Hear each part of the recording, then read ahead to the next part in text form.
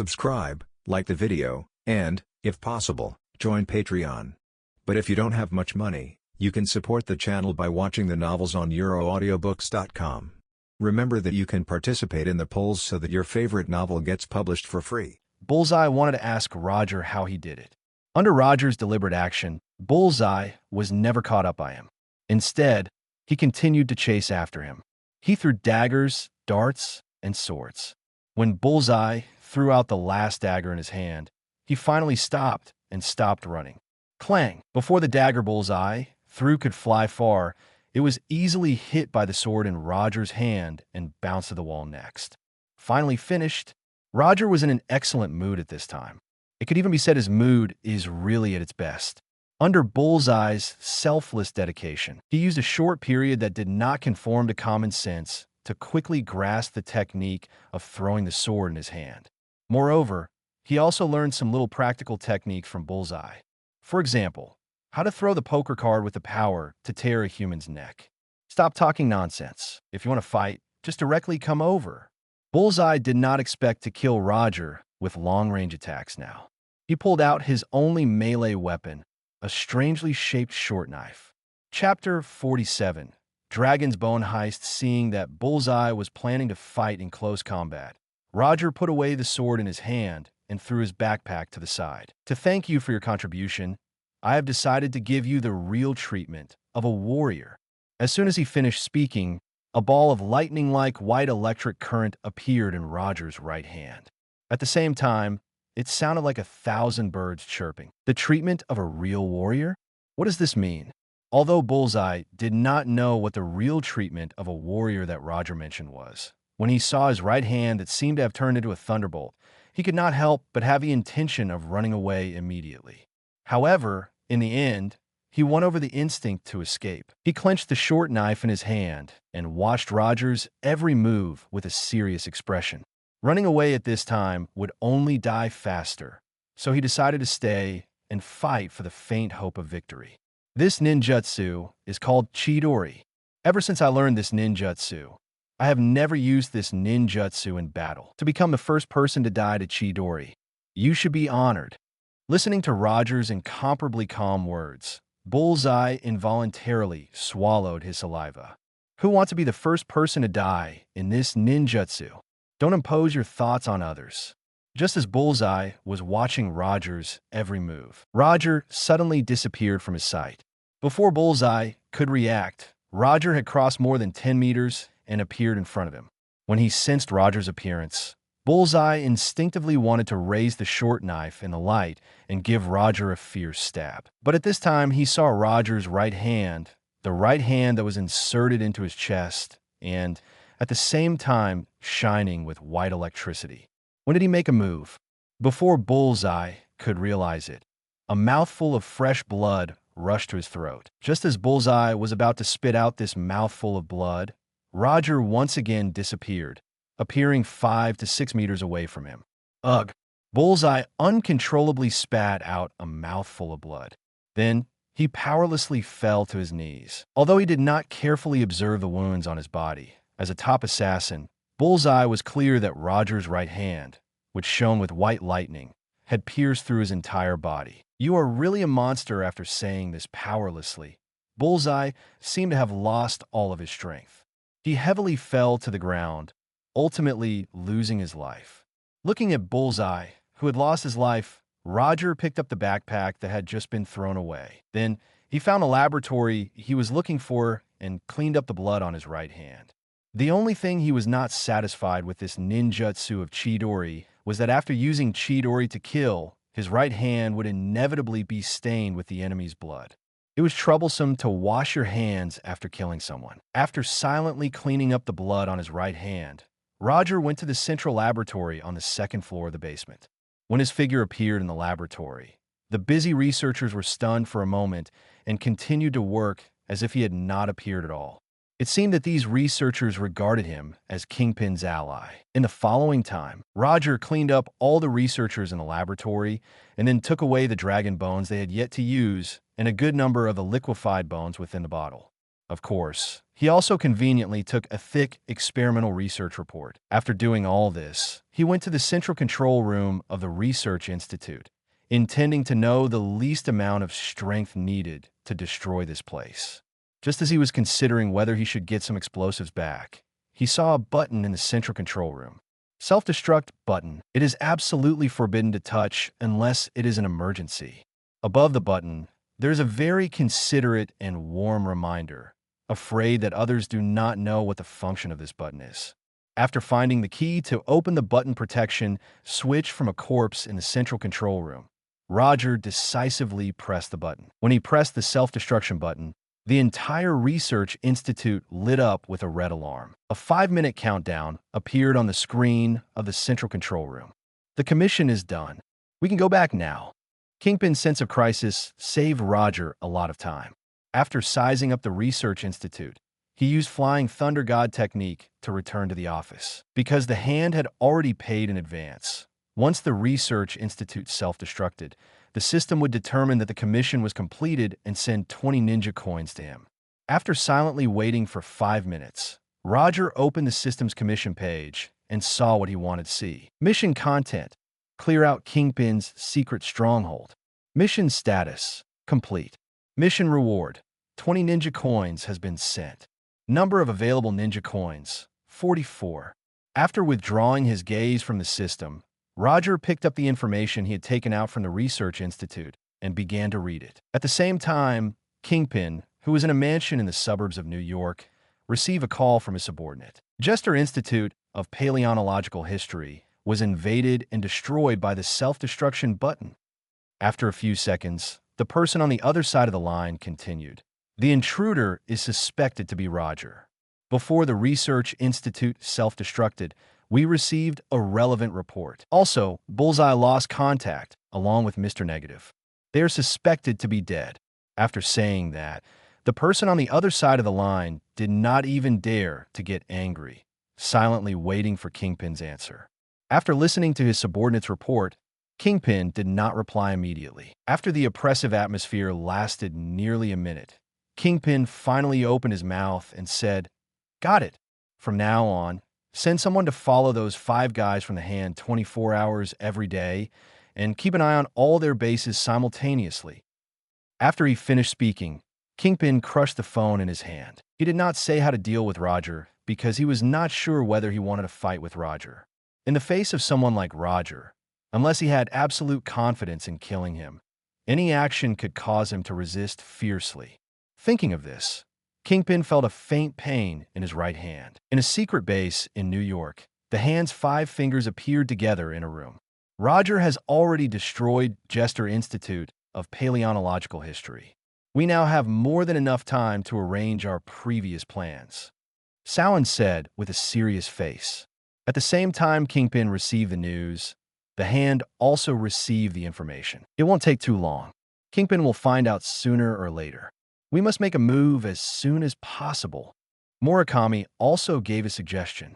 The problem now is that once we begin to carry out the plan, we will no longer be able to hide it from Kingpin, and the other organizations will not leave us alone. The one who spoke now was the kind-looking Madame Gao. However, only those who truly understood her would know what kind of viciousness and terror was hidden under her kind appearance.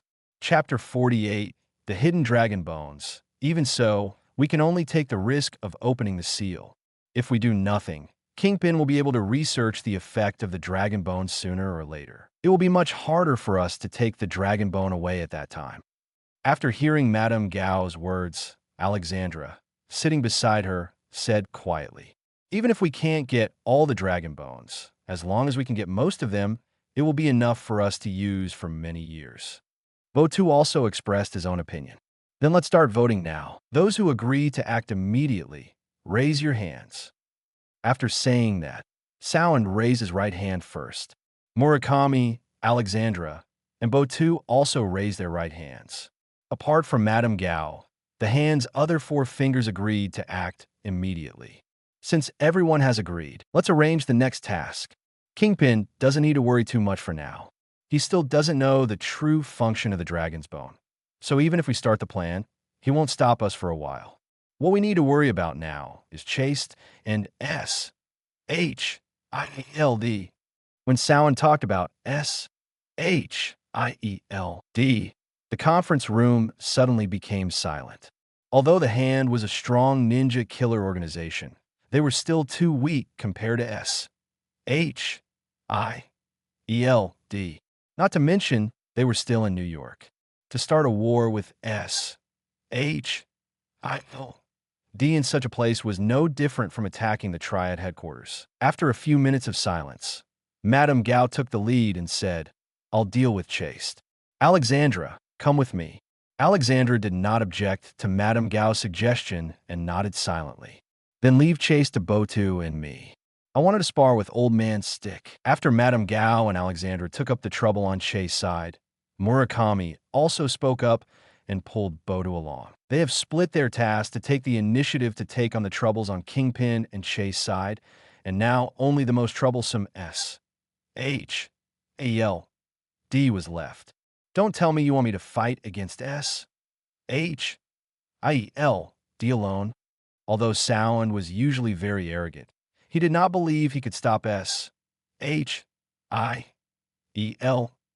by himself. If he had this ability, he would not need to dig up any dragon bones, let alone be afraid of Kingpin and Chased. In the past, many organizations and forces in the world did not believe in greater evil and wanted to provoke S-H-I-E-L-D, but their end was removed without exception, becoming part of S-H-I-E-L-D's merits. Perhaps you can look for Roger again and ask for his help with the commission. After a few minutes of silence, Madame Gao gave a suggestion.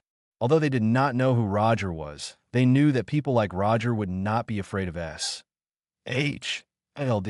even if he were not S-H-I-E-L-D's opponent. It would not be a problem to stop S-H-I-E-L-D.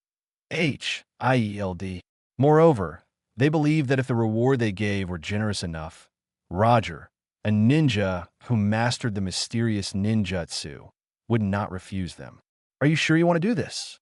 He is not an easy person to get help from. He wants 2 boxes of dragon bones just for destroying Kingpin's research institute. If we let him stop S-H-I-E-L-D, the price might be unimaginable. As the person who dealt with Roger the most, Sowen was not as optimistic as Madame Gao and the others. In the eyes of Madame Gao and the others, Roger was nothing more than a ninja with good strength, just like those mercenaries who worked for money. Go and try. We will think of other ways if he doesn't accept your commission. Madame Gao made a final decision. At this time, Roger was browsing through the documents from the office's research institute. A report on the effect of the dragon's bone on the longevity of mammalian organisms, energy analysis report of the dragon's bone study on the use of dragon's bone energy, a study of mammalian enhancement by dragon's bone consumption. There were more than 10 research reports about the dragon's bone in the documents that Roger had brought out. When he finished reading the reports, he finally understood what the Hand was hiding. According to Sowen, Kingpin had snatched a batch of dragon bones from them, which was why they entrusted him with clearing Kingpin's research institute. However, according to the feedback from the reports, Sowen only told a part of the truth. Kingpin had indeed snatched a batch of dragon bones from them. But what Kingpin had snatched from them was not only the dragon bones. Together with the dragon bone, there was also a piece of ancient information about the dragon bone that was suspected to be hidden under New York. Kingpin might not be clear about the function of the dragon bone yet, but this secret could only be maintained for a short period. As long as there was slight progress in the research institute, Kingpin would soon be able to know the actual function of the dragon bone and guess the real purpose of the Hand. If the actual effect of the dragon bone were known by Kingpin, even if the Hand had the means to open the dragon bone seal, they would not be able to bring the dragon bone out of New York. In a place like New York, Kingpin was the well-deserved underworld emperor. Although Kingpin's strength could not compare to S-H-I-E-L-D, the problem was that S-H-I-E-L-D would not stare at the Hand for no reason. As long as the movement was not very big, it was not impossible to hide from S-H-I-L-D. But Kingpin was different. New York was his base camp. Every move that happened here would attract his attention. Not to mention, The target of the movement was the hand, whom he had been paying attention to all along. Sound and the others still did not know that Kingpin had already put them on 24-hour surveillance. Not only them, even their ninja subordinates, and even their secret bases that no one knew, were also being watched by Kingpin's subordinates. If not for the fact that he had a good understanding of the hand, Kingpin would not have given such accurate information last time and entrusted Roger to destroy the hand's base. After putting down the report in his hands, Roger suddenly felt that the hand's luck was a little worse recently. If the ancient text had not been stolen along with the dragon bones, they could have waited until Chase left New York, waited until Kingpin lost interest in them, then secretly opened the seal, and then took away the buried dragon bones. However, it was obviously impossible for them to have such a chance now. Kingpin might not have a way to open the dragon bone seal, but he did not need to open the seal personally. He only needed to wait for others to open the seal. Kingpin was not very good at breaking the seal, but he was an experienced veteran in snatching things from a hand. Chapter 49, Preparation for the Underground Battle. Although Roger did not know what the hand would do, he had already decided. That was to add some extra difficulty to the hand's originally not-so-smooth situation. How could it compare to openly robbing the hand? As for the hand's good impression of him, he did not care at all. He vaguely remembered that the dragon bones hidden underground in New York seemed to be the remains of an entire divine dragon. If this was true, the number of dragon bones dug out this time would reach a terrifying level. Even if he used the dragon bones now, they would produce corresponding resistance to the dragon bones, causing them to become lower and lower for chakra volume. However, as long as the effect of the dragon bones on chakra volume did not disappear completely, he would not give up on consuming the dragon bones. It didn't matter if the increase was slightly lower, even if it was only a 0.01 level at a time. Even if the efficiency were not good, he would use numbers. Early morning the following day, when Roger was still asleep, Sound brought 3 boxes of dragon bones to the office. It was not until noon that Roger returned to the office and saw Sound, who had been waiting in the office for the whole morning. Although Sound had yet to say anything, he could guess the purpose of his trip just by looking at the 3 suitcases beside him that were precisely the same as the last time. Come in and talk. No matter what, Sound was still his previous client, so Roger did not directly drive him away, but let him come to his office. Mr. Roger, we were delighted with the last commission, so we want to entrust you again with the next commission. These 3 boxes of dragon bones are the deposit for this commission. The hand did not have a lot of dragon bones left. These 3 boxes of dragon bones were already very sincere of them. Since you were so generous this time, the commission must not be very simple. Tell me, what do you want to inquire about this time? After reading the reports in Kingpin's Research Institute, Roger knew very well what kind of situation the hand was facing right now, so he was not surprised by the hand's behavior of asking for help with a lot of money. Since everyone is familiar with each other, I will say it clearly. The dragon bones are called dragon bones because they are the bones of the divine dragons. After our investigation, a whole dragon skeleton was buried underground in New York. We wanted to dig out the dragon skeleton, but during the process of digging, it might attract the attention of some forces. So we hope Mr. Roger can help block one of the forces. If you're willing to accept this commission, we are willing to pay 1/3 of the dragon bones as compensation. Taking 1/3 of the dragon bones as compensation was not the decision of the hand's 5 fingers, but Sound's personal decision. But as long as Roger agreed to accept the commission, he was confident that he could convince the other 4. Even if there were more dragon bones underground, he had to be able to dig them out successfully. You guys are generous with 1/3 of the dragon bones. But I'm sorry, I can't accept this kind of risky reward. This reward was very tempting, but Roger did not think the hand could pay this reward, because he was very sure that the hand would definitely not be able to obtain the dragon bone this time. Even if the hand successfully opened the seal, they would not be able to take the dragon bone away smoothly. I know there is uncertainty in this reward, but as long as you are willing to help, the probability of success is still very high. Sound tried to persuade Roger, but he never thought that the Roger sitting in front of him was the one who planned to snatch the dragon bone.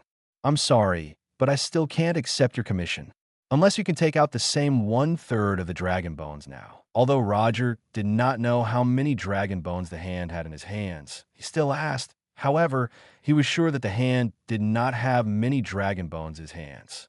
If they still had that many dragon bones, they wouldn't need to have any ideas about the batch of dragon bones underground at this time. In that case, all I can say is that it's a shame we can't come to an agreement. After saying that, Samhain stood up and planned to leave the office with the 3 boxes of dragon bones. Wait a minute. Samhain, who was about to pick up the 3 boxes of dragon bones, was delighted when he heard Roger speak, thinking that Roger had changed his mind. But then, he heard something that he could not believe. You can leave, but you must leave behind these 3 boxes of dragon bones. After hearing Roger's words, Samhain was stunned. What was this? Before he could figure out what was going on, Roger opened his mouth again and said, "The consultation fee is 3 boxes of dragon bones. Although it was no different from daylight robbery, there should still be an excuse to do so. Are you planning to rob me openly?" Samhain's expression became extremely serious. As an old monster who had lived for a few hundred years, how could he not understand Roger's true intention? That's right. I was planning to rob it openly. What? You have a problem? He would soon become enemies with the hand, so Roger did not mind taking this time a little earlier. Good, very good. This debt, the hand will remember this. Looking at Roger, who had a calm look, Samhain quickly decided. He immediately gave up on the 3 boxes of dragon bones and left without looking back. Roger was not surprised by Samhain's decisiveness. In this situation where he was at a complete disadvantage, even if Samhain was unwilling, there was nothing he could do. A verbal or active resistance would not cause any change to the result. Since that was the case, it was better to give up immediately. Although this action seemed very cowardly, this was the most reasonable and least damaging method at the moment. If he didn't do this, he might not only leave 3 boxes of dragon bones, but his corpse would directly be sent to the hand too. After Samhain left, Roger brought the 3 boxes of dragon bones back home. Then, he threw the 3 boxes of dragon bones and the dragon bones he got back from the Research Institute last night into the organic energy purification and separation instrument made by Orochimaru. After drinking all the purified green liquid, his chakra volume was once again raised.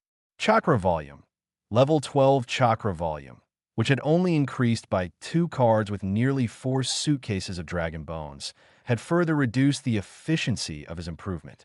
However, Roger did not take this to heart. If he guessed correctly, the batch of dragon bones underground in New York could at least fill up thousands of suitcases of the same size.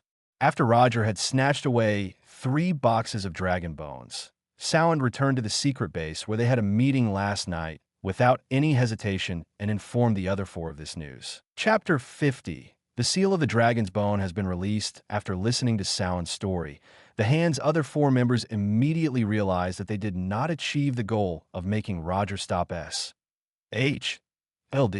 Still, they also added an extra enemy to themselves on top of that. Since Roger dared to take away the 3 boxes of dragon's bone so easily, this meant that he also had his eyes on the group of dragon's bone underground. This was undoubtedly bad news for the hand, who was already under tremendous pressure. However, they had no other choice now. Even if Roger and Kingpin stopped them, they could only take the risk of opening the seal of dragon's bone underground. If they did not act now, when the specific location of dragon's bone underground in New York was exposed, they would ultimately lose their last advantage. At that time, the situation they needed to face would only be worse than now.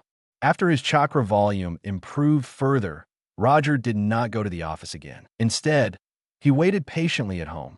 Although he did not know when the hand would open the seal of dragon's bone underground, he was not in a hurry. From the information Samhain revealed, there would be a very obvious sign when dragon's bone seal was opened. If not for this, Han would not need to worry about being stopped by others. Time slowly passed. After patiently waiting at home for a day, Roger did not feel anything strange. The 3rd day, the 4th day, after silently waiting 5 days, Roger still did not notice anything strange. During these 5 days, although he had not left home, he would use the sensing technique every hour to sense the movements of the entire New York City. Even when he was sleeping, he would arrange for shadow clone technique to pay attention to the situation. The hand was really patient. Besides Roger, Kingpin was also paying close attention to the hand's every move. But just like Roger, he also did not notice anything strange. Just when Roger thought that today was also a peaceful day, he, who was preparing to sleep, cast the sensing technique. Then, he sensed an unusual energy fluctuation. This was the energy fluctuation sealed by Dragon's Bone. He was unsure, because this was the first time he sensed this type of energy fluctuation. However, he still decided to go over and take a look. If it were a misjudgment, it would be a little exercise before sleeping. Through the tactic he had set up before, he used Flying Thunder God technique to come to the nearby street, where this abnormal energy fluctuation was. Then he constantly jumped on the roof of the house, quickly rushing to the specific location of the odd energy fluctuation. However, when he arrived at the specific location, he saw no abnormal situation. In front of him was a street that did not have many pedestrians. Other than the occasional passing vehicles, there were no abnormal situations nearby. There were not even a few stores that opened their door. He used sensing technique again, but this time his senses were focused on humans. Every living creature would have a clear life energy display. The only difference was that life's energy strength and form would differ from person to person. It turned out the hand had dug tunnels from other places. It was a very old-fashioned method, but it was handy.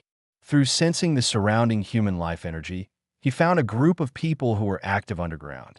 Although he had not seen them yet, he could confirm that the underground group was the hand's people, because he sensed sound among the group of people, just as he was using the trajectory of the hand's members to speculate on the exact entrance. A weak vibration suddenly came from the ground. This vibration lasted only a few seconds, and the beat's intensity was not very high. But not long after, the vibration intensity began to increase significantly. The duration also began to grow longer. Like a small earthquake, this tremor lasted for more than a minute before it slowly disappeared. Before the tremors disappeared, Roger used body flickering technique to rush towards the underground entrance that he had speculated. The entrance to the underground passage was arranged in a warehouse. To avoid unnecessary suspicion, the hand only sent a few ninjas in regular clothes to hold the warehouse door. These ninjas were not used to guard the entrance, but as live warning devices. After arriving at the warehouse door, Roger did not waste time on these ninjas. He used a speed that surpassed the human eye to catch the limit and quickly arrived in front of these ninjas. Then, he used the kunai to cut their throats.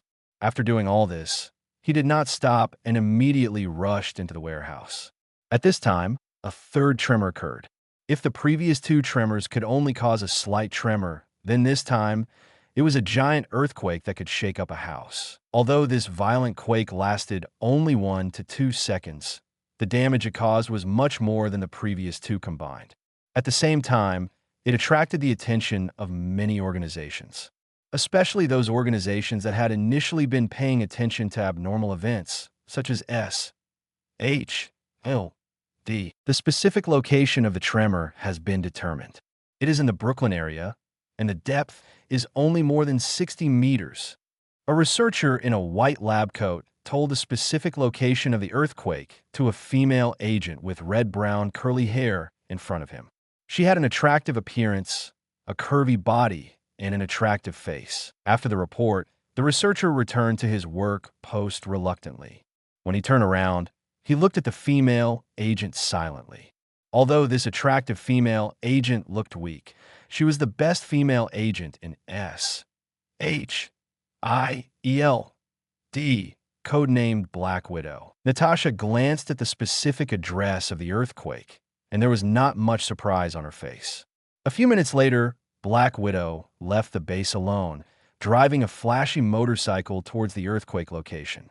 At the same time, the powerful Kingpin also got on his private helicopter and flew toward the source of the tremor. Before Kingpin and the Black Widow Natasha arrived at the warehouse where the entrance was hidden, Old Man Stick took chase ninjas to the warehouse first. There was Daredevil Matt, wearing a dark red combat suit and holding a short stick. H, I, L, D, Kingpin, and Chase were all on the stage. Roger, who had entered the underground passage, was not too worried about the things on the ground. He was now rushing to where Dragon's Bone Seal was at full speed.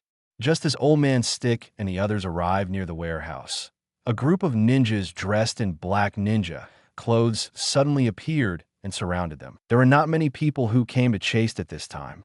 Even with Daredevil Matt, there were only 15 people, and hand ninjas who surrounded them were around 100 ninjas.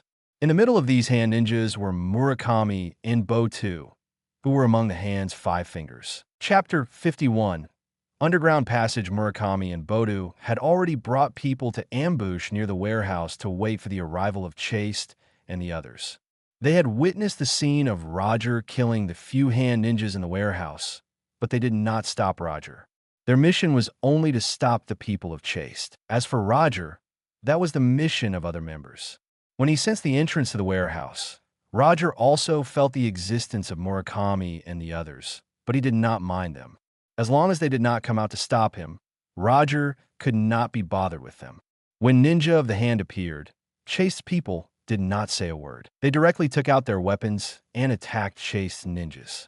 They did not care about the disadvantage in numbers. Chase's number of ninjas had always been inferior to the Hand, but their individual strength was far stronger than Ninja of the Hand's. Even the ordinary members of Chase had the strength to fight against more than 10 hand ninjas simultaneously. As for Old Man Stick, he could fight dozens of hand ninjas at the same time. However, Old Man Stick did not attack the Hand's ordinary ninja at this time. He was currently fighting with Murakami, who was holding a black katana. Like Old Man Stick, Daredevil did not attack the Hand's ordinary ninja. His opponent was one of Hand's 5 fingers, Botu. At the same time that Murakami and Botu stopped Chase, Madame Gao and Alexandra led people to ambush a few streets away. This place was quite a distance from the entrance to the warehouse, but this was the only way to go to the warehouse entrance. The reason why they were here was straightforward. They were waiting for the people on Kingpin's side. If Kingpin mobilized people to go to the warehouse, this was the most suitable place to ambush. To give Samhain enough time to open the seal and take Dragon's Bone away, Madame Gao, Murakami, and others took away most of the hand strength. As for the ones underground, they were the weaker hand ninjas. Moreover, according to their plan, the hand ninjas underground did not need to be too strong. Their existence only had 2 functions. One was to act as a porter to take Dragon's Bone away, and the other was to stop Roger. Although this seemed a bit inconceivable, they did have this plan. To complete this goal, they even took out a trump card they had never used before. At this time, Roger did not know this. Right now, he was quickly advancing through the underground passage. Although this underground passage that went to Dragon's Bone Seal was temporarily excavated, it was not crowded. Instead, it was open and somewhat abnormal. According to common sense, as long as ordinary people could pass through this kind of underground passage, there was no need to spend extra energy to dig the passage even larger. However, the underground passage in front of Roger now completely exceeded this standard. It even reached the point where ordinary trucks could pass through. This was very abnormal, and abnormal meant an ambush. After moving through the underground passage for a time, Roger stopped and used the sensing technique again. It was not much different from what he had sensed before. The group of hand ninjas underground was still busy, and no other people were lying in ambush in the passage. The only difference was that hand ninjas was fighting with Chase on the ground. Just as he was about to continue forward, another tremor came from Dragon's Bone Seal. This time, the intensity of the vibration was not very strong, and it lasted for a short time. However, after the vibration ended, Roger felt unimaginably powerful energy. He was not unfamiliar with this type of energy.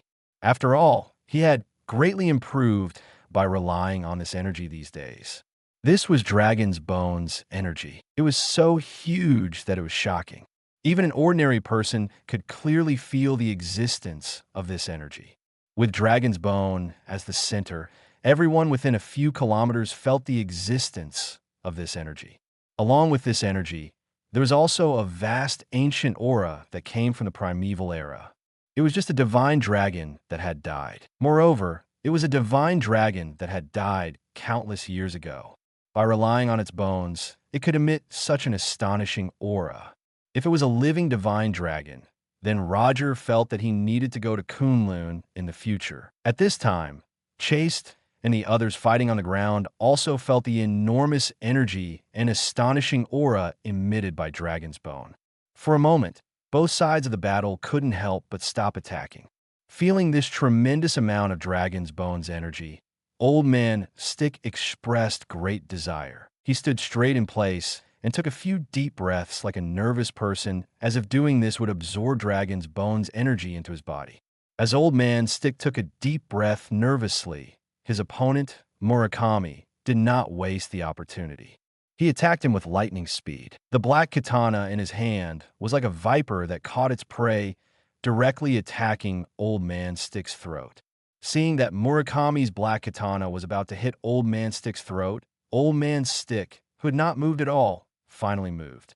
No one knew how Old Man Stick had attacked. They only saw that Murakami had been ruthlessly hit in the chest by the long stick in Old Man Stick's hand.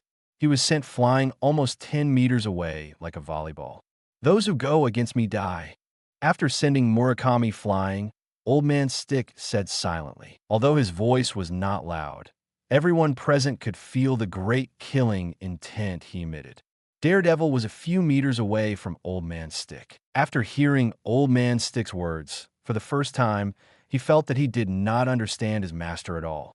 At this time, Old Man Stick did not care about what the others thought.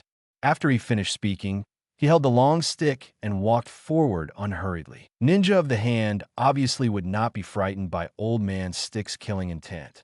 After seeing Old Man Stick walk towards Murakami, these ninjas did not hesitate and immediately attacked Old Man Stick. Facing these attacks from hand ninjas, Old Man Stick once again displayed his super strength as a grandmaster of combat. An ordinary-looking long stick in Old Man Stick's hand was like a divine weapon, displaying a terrifying lethality. In just 2 or 3 seconds, the hand ninjas attacking Old Man Stick had turned into many corpses lying on the ground. On the ground, Old Man Stick displayed his might. In the underground tunnel, Roger looked at hand ninjas, who was blocking his way, with a puzzled expression. For some reason, these hand ninjas gathered at the exit of the tunnel. On their bodies, Roger felt a strange dark aura that he had once felt from Black Sky. The 77 hand ninjas stood in front of him, just like that. On their bodies, Roger did not see any weapons. Chapter 52. If quality doesn't work, try quantity. Do you want to stop me with just these people? Aren't you looking down on me a little too much? After sensing the battle on the ground, Roger knew that the hands would arrange different plans for different enemies. The ones who intercepted Chased were a group of people, and the one who intercepted Kingpin was another group of people. So he was very sure that the 77 ninjas were specially prepared for him by the hand. However, there was one thing he did not understand. Where did the hand and guild keeper get their confidence from? They actually thought that these ninjas could stop him. Until now, the number of hand ninjas that died in his hands had already exceeded 200.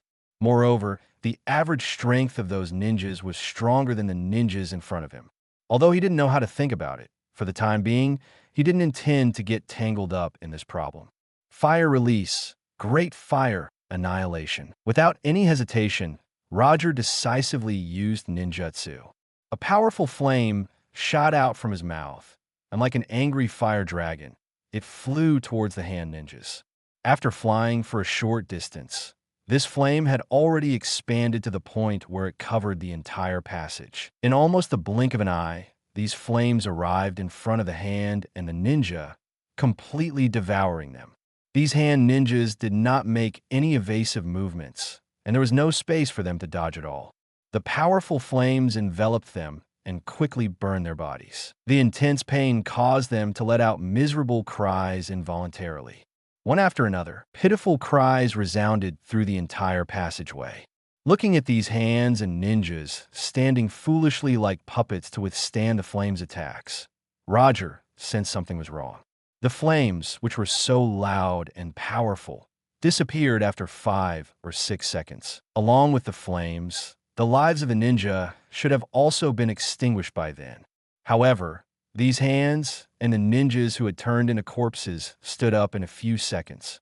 These hands and ninjas, supposed to be lying on the ground, stood up strangely like zombies in fantasy movies, and their eyes turned dark. On their severely burned bodies, black gas was constantly gushing out. These black gas were a little familiar. Looking at these black gas, Roger could not help but think of the black fog he had seen on Black Sky. However, the black gas that gushed out from Hand Ninja's body was much thinner than Black Sky's black fog, and it seemed that it was far less ominous than the black fog in the Black Sky's body. He took out a sword in his hand and threw it at one of Hand Ninja's. Roger wanted to see if these black gas could devour like the black fog.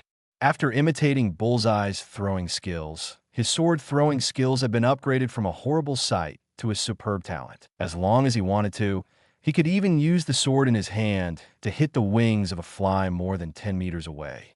The sword in his hand that he threw out drew a beautiful arc, then passed through the black gas and accurately hit the right eye of Hand Ninja's. Phew! The sword in his hand successfully hit the target, but it did not show the expected result. The eye was hit. According to common sense, it was enough to injure the enemy heavily.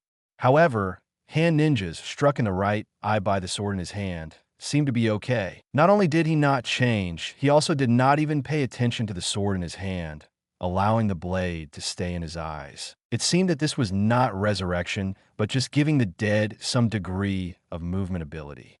Roger quickly made a judgment and formulated the corresponding tactics. Although he did not know how the hand did it, according to the current situation, the hand was still well prepared. They were using the lives of the 77 ninjas in exchange for the time that he would not interfere.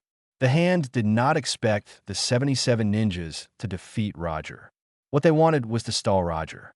After Black Sky died in battle, the hand's 5 fingers were clear that normal combat strength couldn't stop Roger. Since that was the case, they might as well use some unconventional methods.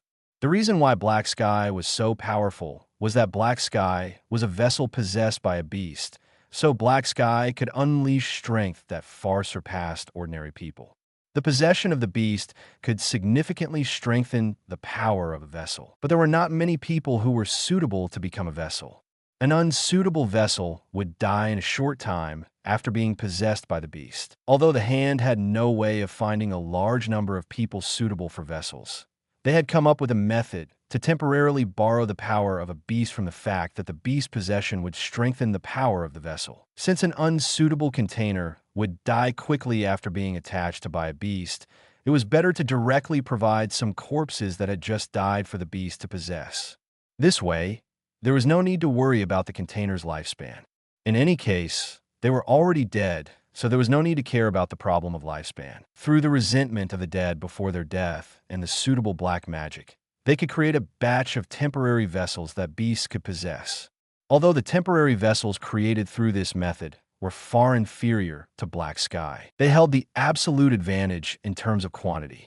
Moreover, they were already the vessels of the dead and would not have any weaknesses of the living. As long as the power of the beasts did not disappear, as long as the bodies of the vessels had not completely collapsed, these temporary vessels could continue to fight as long as possible. If not for the lack of materials for black magic, there would be more than 77 hand ninjas standing in front of Roger now. These hand ninjas, who the beasts had possessed, swayed for a few seconds, and at the same time, they looked at Roger and let out a series of beast-like roars. Then, these hand ninjas rushed towards Roger like a pack of wolves hunting their prey. The one controlling these bodies now was not the original hand ninjas, but the combat instinct of the beasts in their bodies. Some ran upright like humans, while others ran on all fours like wild beasts. But no matter what method they used, the speed they displayed far surpassed when they were alive. Roger finally understood why the hand had dug such a wide tunnel at this time.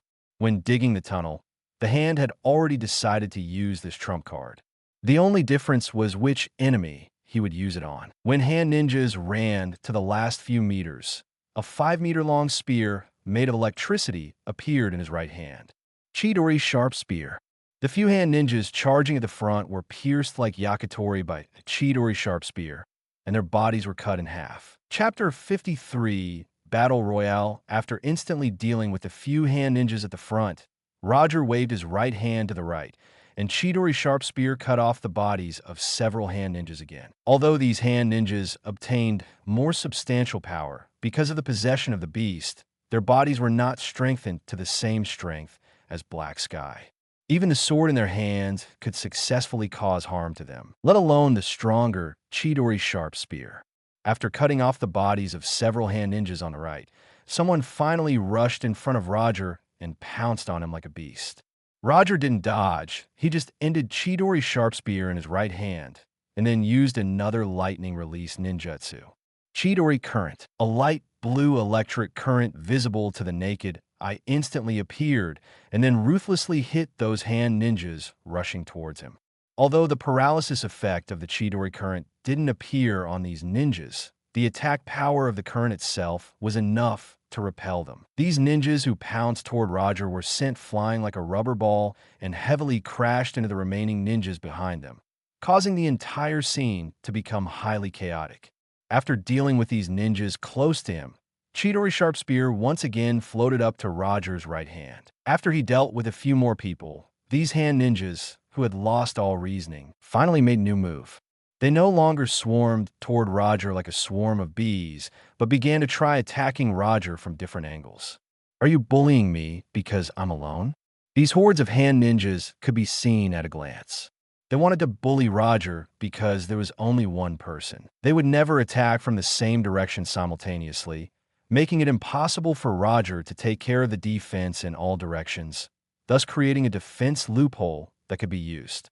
It had to be said that with the current IQ level of these ninjas, it was already very good to think of this tactic. However, they had underestimated the Roger in front of them. After sensing the thoughts of these ninjas, Roger did not disappoint them and used Shadow Clone technique. Bang! For identical him appeared on the left and right of the original body. This sudden change instantly broke the fantasies of these hand ninjas. Was it a pleasant surprise? After these 4 Shadow Clone techniques appeared, they used Chidori's sharp spear like their original bodies. Although these hand ninjas who Beast had possessed were much stronger than when they were alive, they had even surpassed the average level of chase ninjas. However, in front of Roger, they were still too weak. They were so weak that they could take away a few with one attack. If the hand's 5 fingers knew this, they would not use this trump card on Roger. Old Man Stick brought more than 10 of Chase ninjas to find trouble with the hand, and Roger was facing 77 opponents stronger than Chase ninjas. In the hand's eyes, this was already an extremely high level of treatment. However, reality proved that this was far from enough. Under the simultaneous attacks of 5 Roger, these hand ninjas possessed by the beast did not persist for too long before they were cleaned up and scattered everywhere in the passageway. Although these hand ninjas who had their bodies cut off still could move, they could not stand up at all without a complete body. They could only helplessly struggle on the ground like fish that had left the water. Roger ignored these hand ninjas who could still move and directly walked past them towards the final location of the seal. At the same time as Roger ended the battle on the ground also ended. Old Man Stick, who had displayed his might, fought against the crowd by himself. Not only did he beat back Murakami and Bo2, who were in the hand's 5 fingers, but he also took the lives of dozens of hand ninjas. Under the lead of Old Man Stick, the other ninjas, chased, also seemed to have high spirits. They exploded with incredible combat strength, repelling or killing all of the hand ninjas in front of them. Murakami and Bo2 brought the remaining hand ninjas and retreated, while Old Man Stick and the others entered the underground passage and rushed towards the location of Dragon's Bone Seal. While Old Man Stick was fighting with Murakami and the others, Madame Gao and the others lying in ambush on the other side finally waited for Kingpin's subordinates. Because Kingpin was not there, and moreover, he had launched a sneak attack, Madame Gao and the others quickly occupied the advantage and killed Kingpin's subordinates. Unlike Chased, Kingpin's subordinates were not ninjas. They held guns in their hands. But even so, in front of hand ninjas, who held martial weapons, these guys still could not gain any upper hands. Kingpin's subordinates and ninja of the hand fully displayed the gap between pros and amateurs. These gangsters could bully ordinary people, but in front of hand ninjas, who had undergone strict training and enjoyed killing, They were like a high school student team that had entered the NBA. They had fully experienced the difference in strength. When Ninja of the Hand beat these gangsters to the point where they couldn't raise their heads, Kingpin brought a team of 20 people to the warehouse where the underground passage was located. At this time, Kingpin was still wearing an expensive suit, and beside him was a group of fully armed and fierce mercenaries. This group of mercenaries was one of the trump cards that Kingpin had spent a lot of money to build. The members of the Hands all had real battlefield experience and had undergone professional special forces training. Before joining the mercenary team of Kingpin, they were all members of the top special forces team in various countries. Because of various reasons, they ended their military career ahead of time. They joined Kingpin's mercenary team when they were still at their peak. Even in the face of the famous SEAL assault team, they could still have an absolute advantage under the same number of people. Kingpin never expected that those gangsters could fight against Ninja of the Hand. Those guys were nothing more than bait he threw to the Hand. While Chase was fighting with the Hand, Kingpin brought his men to the vicinity and witnessed the entire battle. However, he did not make a move. He only waited patiently, waiting for Chase to open up a path without enemies for them. After Chase entered the underground passage, Kingpin also led his men into the passage. At the same time, he planted several remote control bombs in the passage. However, Kingpin never expected that shortly after he entered the underground passage, D's Black Widow would come to the warehouse and follow them. All the enemies that the Hand had expected had appeared at this time. The only difference was that the current situation differed from what they had planned. Sound had just packed up the first batch of boxes that Dragon's Bone had taken out from a seal when he heard a familiar voice he did not want to hear. Pack up Dragon's Bone and put it here. You don't have to worry about the rest. Chapter 54, Black Widow Natasha. If there was a voice in this world that Sound didn't want to hear the most this time, then the one ranked first was definitely Roger. He didn't know if he had done something wrong in his previous life, but he found that his luck had been getting worse and worse ever since he met Roger. For the first time, he found out about the existence of Roger, and more than 100 of his subordinates died. The first time he saw Roger, his strongest subordinate, Black Sky, died, and Erica was sent out. Although the first commission was successful, it needed to be paid heavily, and he paid for 2 boxes of Dragon's Bone. Then another visit for commission. He was robbed of 3 boxes of Dragon's Bone. He even used his secret trump card to prevent him from interfering with this plan. In the end, he still appeared. Trying to calm down, Sound turned to look at Roger, trying to control his tone as much as possible, and said silently, "We found this place, and we opened the seal. I can agree if you want to take several parts of the Dragon's Bone, but you can't take it all as soon as you open your mouth. You can't be so unreasonable even if you are powerful." If not for the fact that he couldn't beat Roger, Sound wouldn't even want to say a word, let alone speak in this tone. First of all, I have to correct you. Whether I can take Dragon's Bone away or not, you don't need to agree. Secondly, I am unreasonable. How about it? Lastly, I will give you a warm reminder. Without Dragon's Bone, you will only die in the future. But if you dare to stop me, you will die now.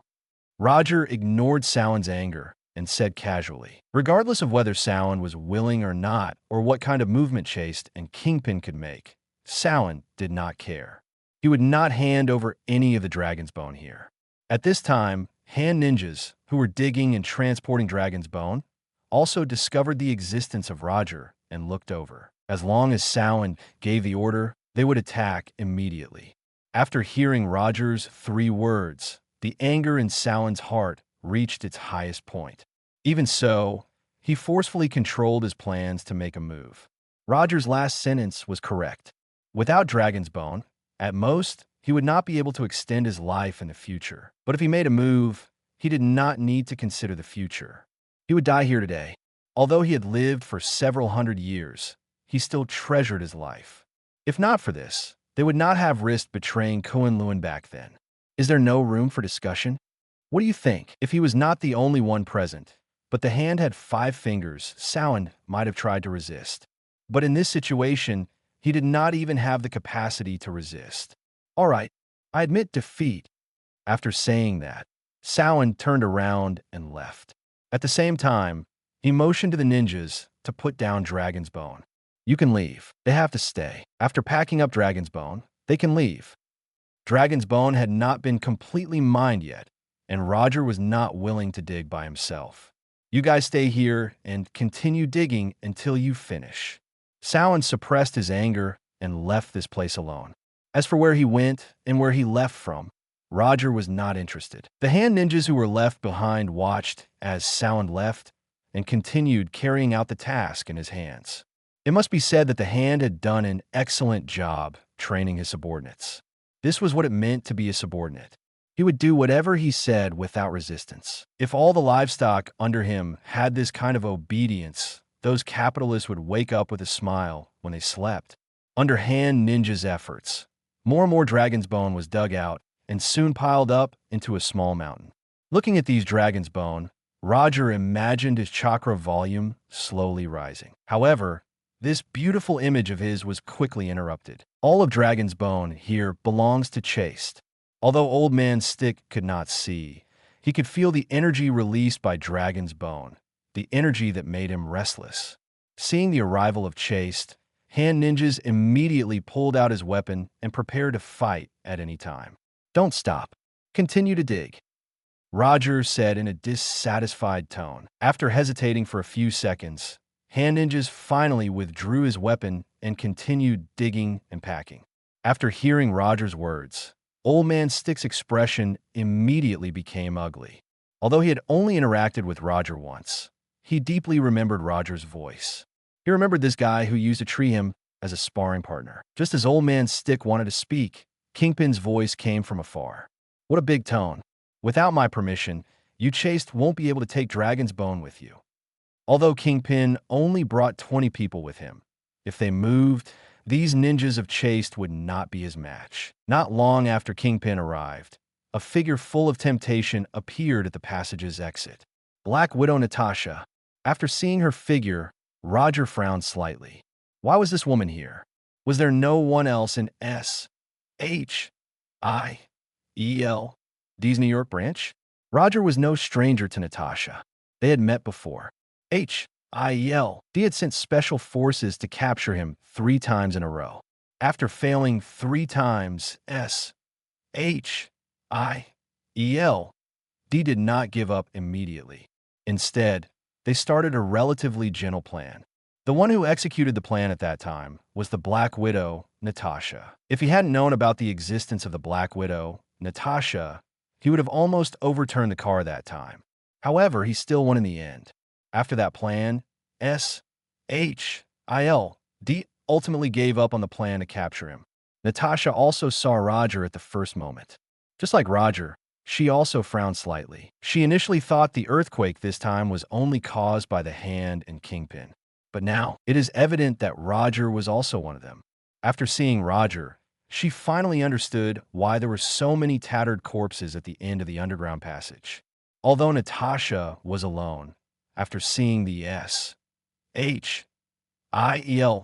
D symbol on her uniform, Kingpin put away the contempt in his heart and regarded her as the second biggest threat. As for the most significant threat was Roger, who was not far away. After arriving here, Natasha did not say anything. She just came to a relatively empty area and quietly watched everyone present. Not long after, Sound, who had left, returned here again, and Murakami and his apprentice returned with him. Chapter 55. You're all dead in 10 seconds in addition to Sound, Murakami, and Bo too. Nearly 50 hand ninjas returned with them. Moreover, the passage they returned to was not the one that Roger and the others entered, but the path on the other side of the underground space. After returning to the underground space that sealed Dragon's Bone, Sound did not fear Roger as much as before, but looked at him provocatively.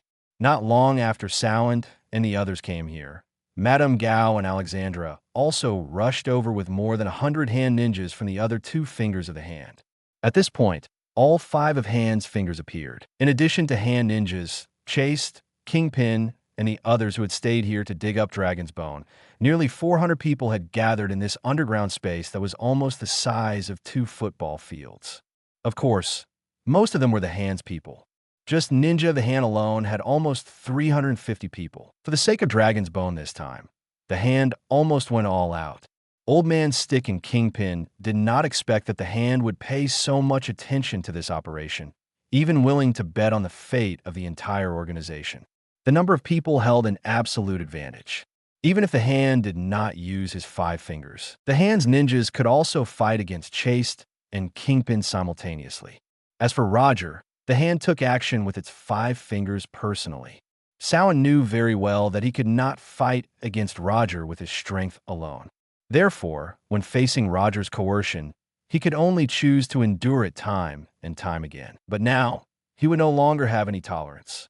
Since we are no match for you in a one-on-one fight, 5 of us will go simultaneously. Samhain and the others were able to escape from the pursuit of Kunlun successfully because they were not familiar with everything about Kunlun, but because the 5 of them were extremely good at fighting together. When the 5 of them fought together, the ki in their bodies would produce a magical connection, causing their strength to be increased by a terrifying amount, releasing an unimaginable and shocking combat power.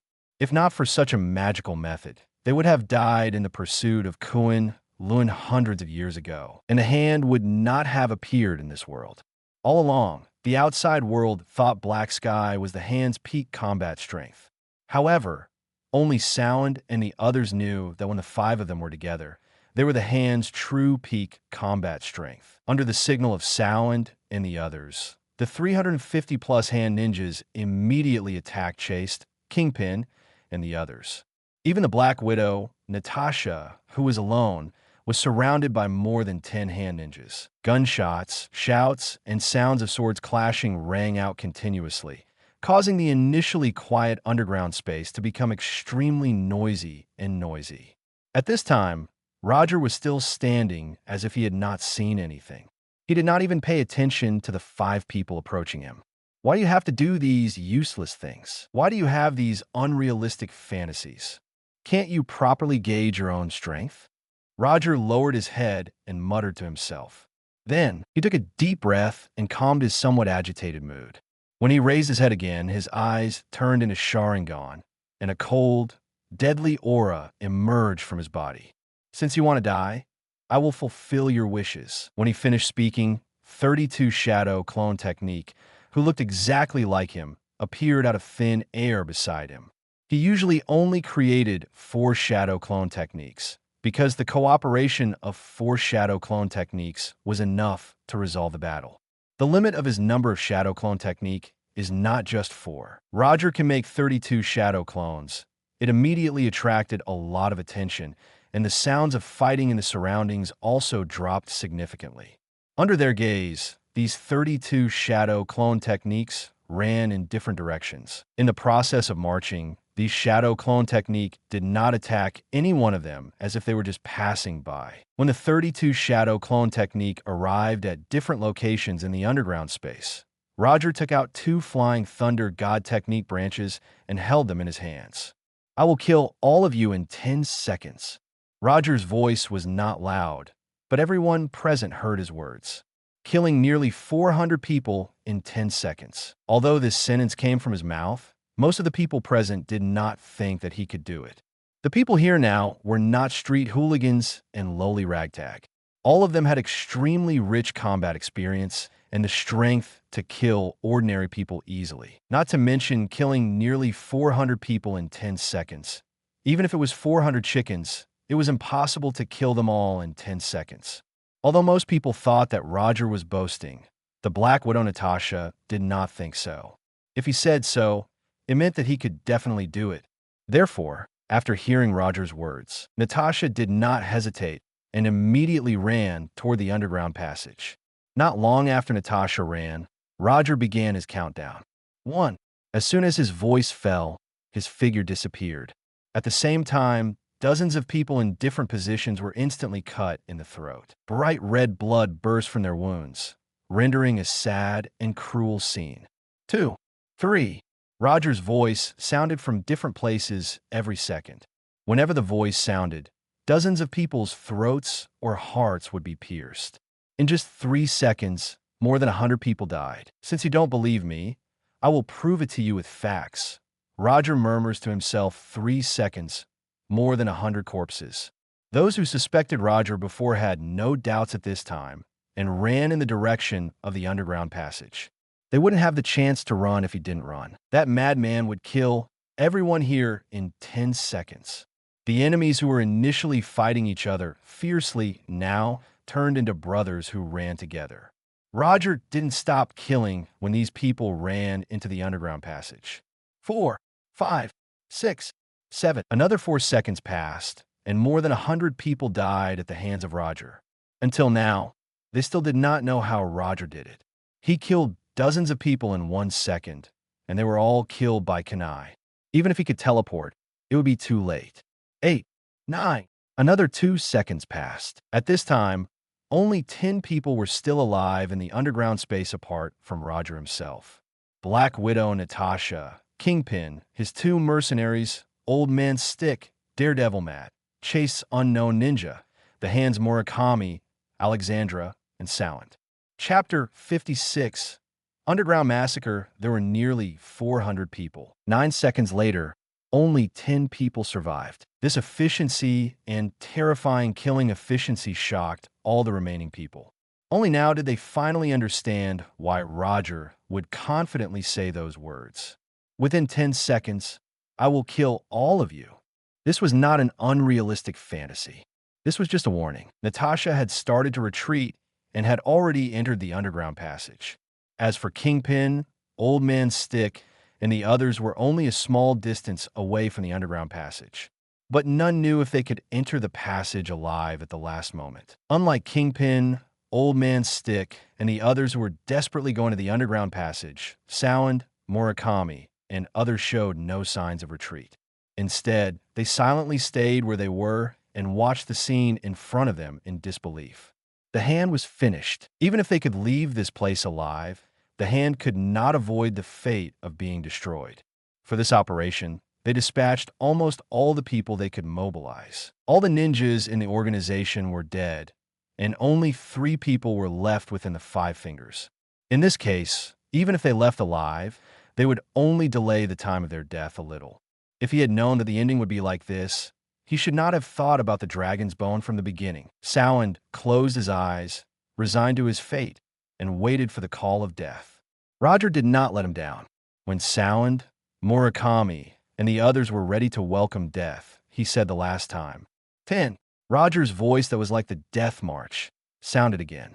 When he heard Roger's voice, Sound felt cold across his throat. There were also Murakami and Alexandra, who had the same feeling.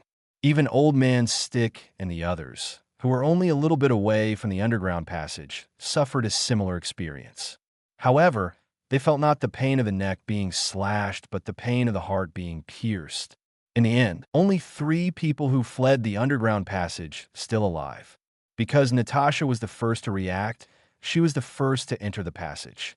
Although Daredevil Matt was a step slower, with his super strong perception and extraordinary speed, he also stepped into the underground passage at the last moment. And the last one to enter the underground passage was Kingpin. The one who entered the passage alive was originally a mercenary under Kingpin.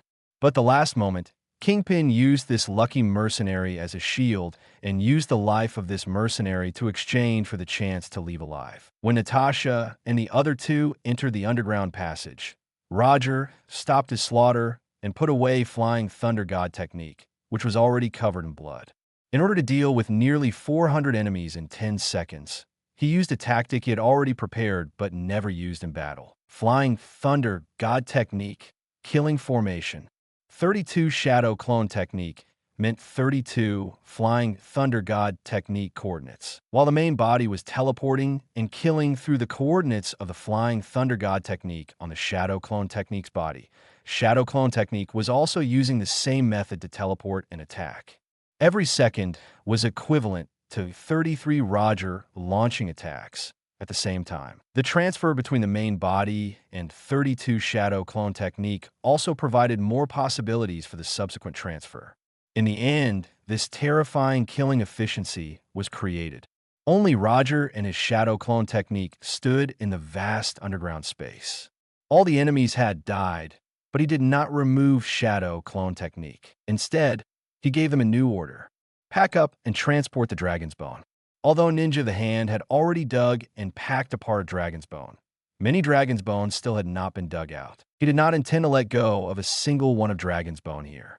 When Roger's shadow clone technique began to dig and send the packed Dragon's Bone back home one by one, Daredevil Matt, who was in the underground passage, stayed in the passage with a complicated expression on his face. Matt knew that Roger had nothing to do with the good people in the traditional sense, but he did not expect that Roger was more apathetic to life than he imagined.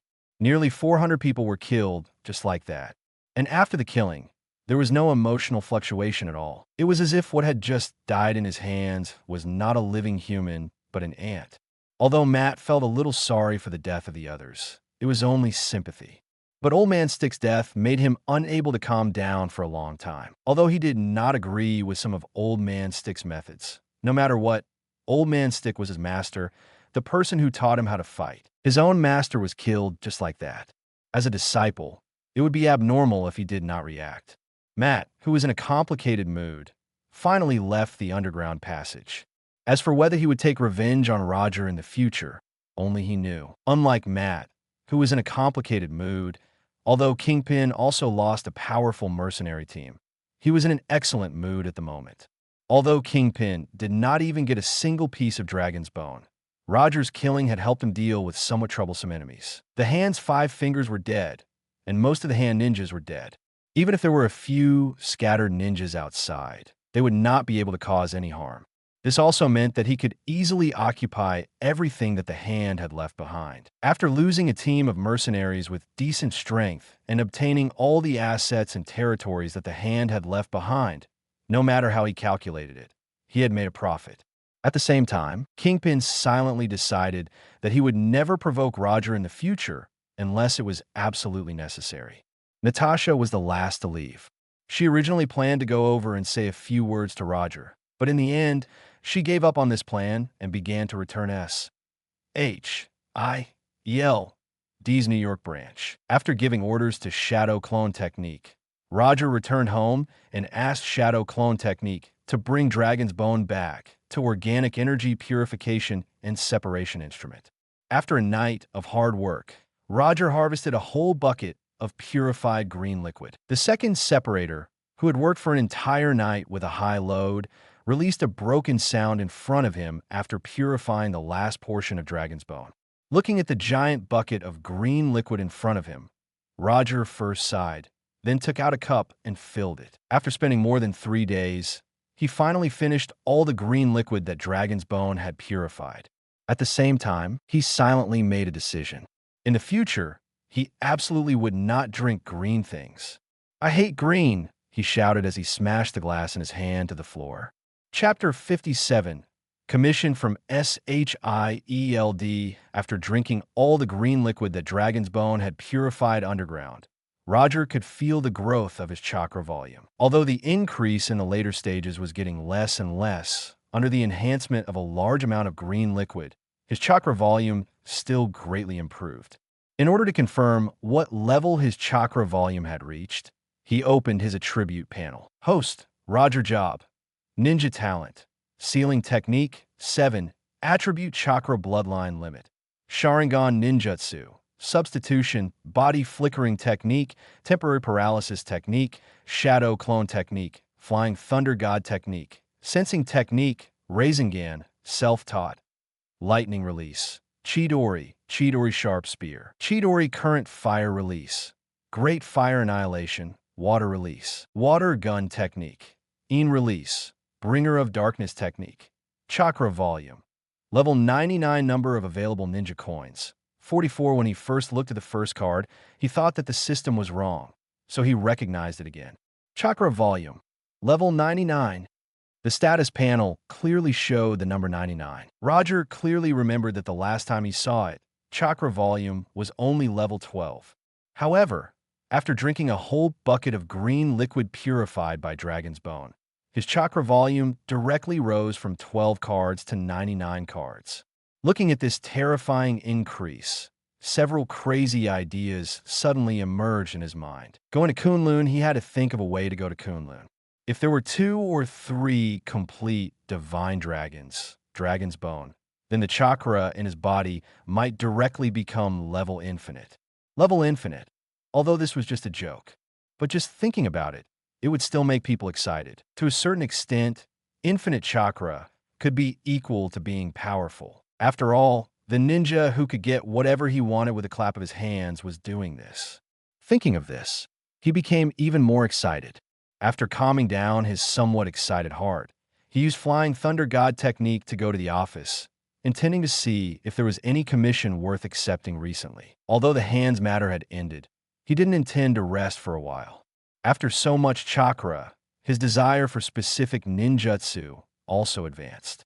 So he decided to work hard to accept more tasks to have more ninja coins. Although he was eager to accept more commissions, after reading the content of the commissions arranged by Erica, he couldn't help frowning. There were indeed commissions, and there were also quite a lot of them, and the remuneration provided by the client was also very generous. But the content of the commissions, were there no ordinary people who had recently been commissioned? He had seen many strange commissions before, but today's commissions refreshed his knowledge. A famous rich woman in New York City had left behind a sufficiently generous commission through a private butler. Roger vaguely remembered that this rich woman did not seem very old. When the rich woman's husband passed away last year, an exciting headline appeared in the newspaper saying that this was the third husband's funeral of this rich woman, and the man was less than 40 years old. Was there a problem with the reputation that had recently been spread? How could this kind of request appear? This was simply an insult to a young, strong, and great young man like him. Perhaps many men did not mind this kind of insult, but he minded it very much because he was a person who liked to take the initiative to control the rhythm. Just as he was thinking about it, a woman with a voluptuous figure and a sexy body came to the office. "Hello, my name is Natasha. I'm a friend of Roger. Is he in the office now?" Natasha asked Erica calmly, but her heart was full of doubts. When did Roger find such a beautiful and powerful female assistant? Although Erica was now wearing a common business suit, Natasha could tell at a glance that Erica was a warrior with rich combat experience. Erica did not answer Natasha directly. Instead, she went straight to the door of Roger's office and knocked gently before opening the door and walking in. Before opening the door, Erica did not know whether Roger was there or not, so she had to come here to confirm. "A woman came just now. She said she was your friend. She said her name was Natasha." Just like Natasha could tell at a glance that Erica was not an ordinary assistant, Erica immediately knew that Natasha was different. "Let her in." He was not surprised that Natasha would come to him at this time, because even if not for Natasha, D would send someone else to meet him. Among SHIELD, only two people had a good relationship with Roger. One was Coulson, who had a higher hairline than ordinary people, and the other was the Black Widow Natasha, sitting in front of him without saying a word. Just say it directly. "Why are you coming here for me?" If it were other men, they would have been at a loss if Natasha stared at them without saying a word. But Roger would not. After all, he had already experienced these things a long time ago. "It's been so long since we last met, and this is the first thing you said to me." Natasha did not directly answer Roger's question. Instead, she said in a voice that could easily make a man lose his mind, "All right, let be. If something bad happens, you will regret it." Looking at Roger's unchanged expression, Natasha finally returned to her normal appearance and said calmly, "The Bureau asked me to ask you if they can buy some dragon's bone from you. Our researchers are very interested in these dragon's bone. If you want, we can buy some from you at a high price."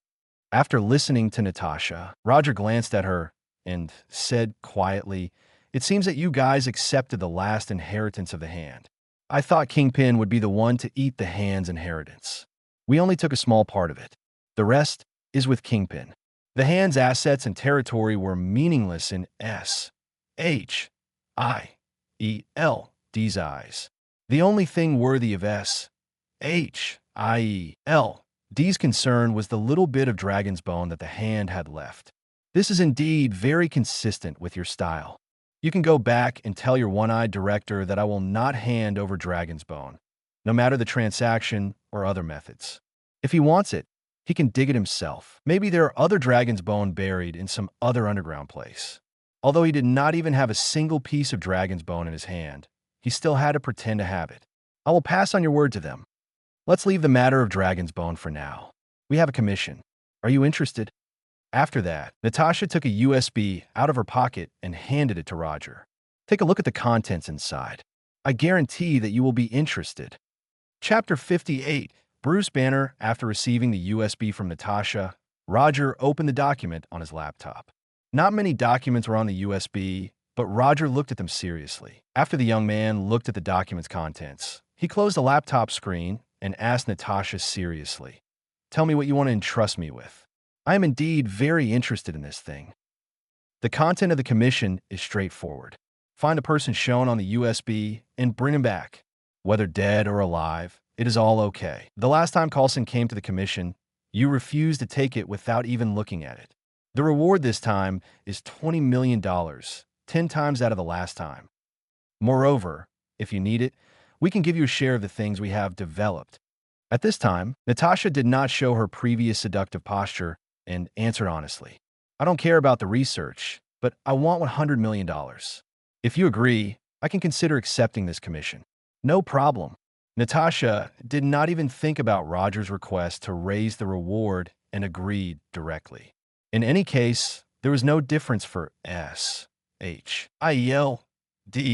whether the reward was $20 million or $100 million. He had too much money to care about the monetary reward. Write the contents of the commission and the reward on it, and then I will give you a final reply. Roger took out a commission scroll that had never been used before from the drawer and placed it in front of Natasha. Natasha proficiently opened the scroll and wrote down the content and reward of the commission. At the same time, she signed her name. The moment Natasha finished writing her name, Roger opened the commission page of the system and took a look. Mission content: give Banner to SHIELD, dead or alive. Mission status: incomplete. Mission reward: 100 ninja coins. Seeing the commission reward given by the system, Roger sighed in his heart. The reward for this commission was really high. It directly refreshed the records, raising the maximum recorded reward to 3 digits. I accept the commission, but I want all the information you know now. No problem. We will send it over later. After completing the commission, Natasha did not stay too long in the office and left directly. The main reason was that Roger did not want to talk too much with her. Natasha was just like her code name, and if you were not careful, you would fall into the trap she had prepared.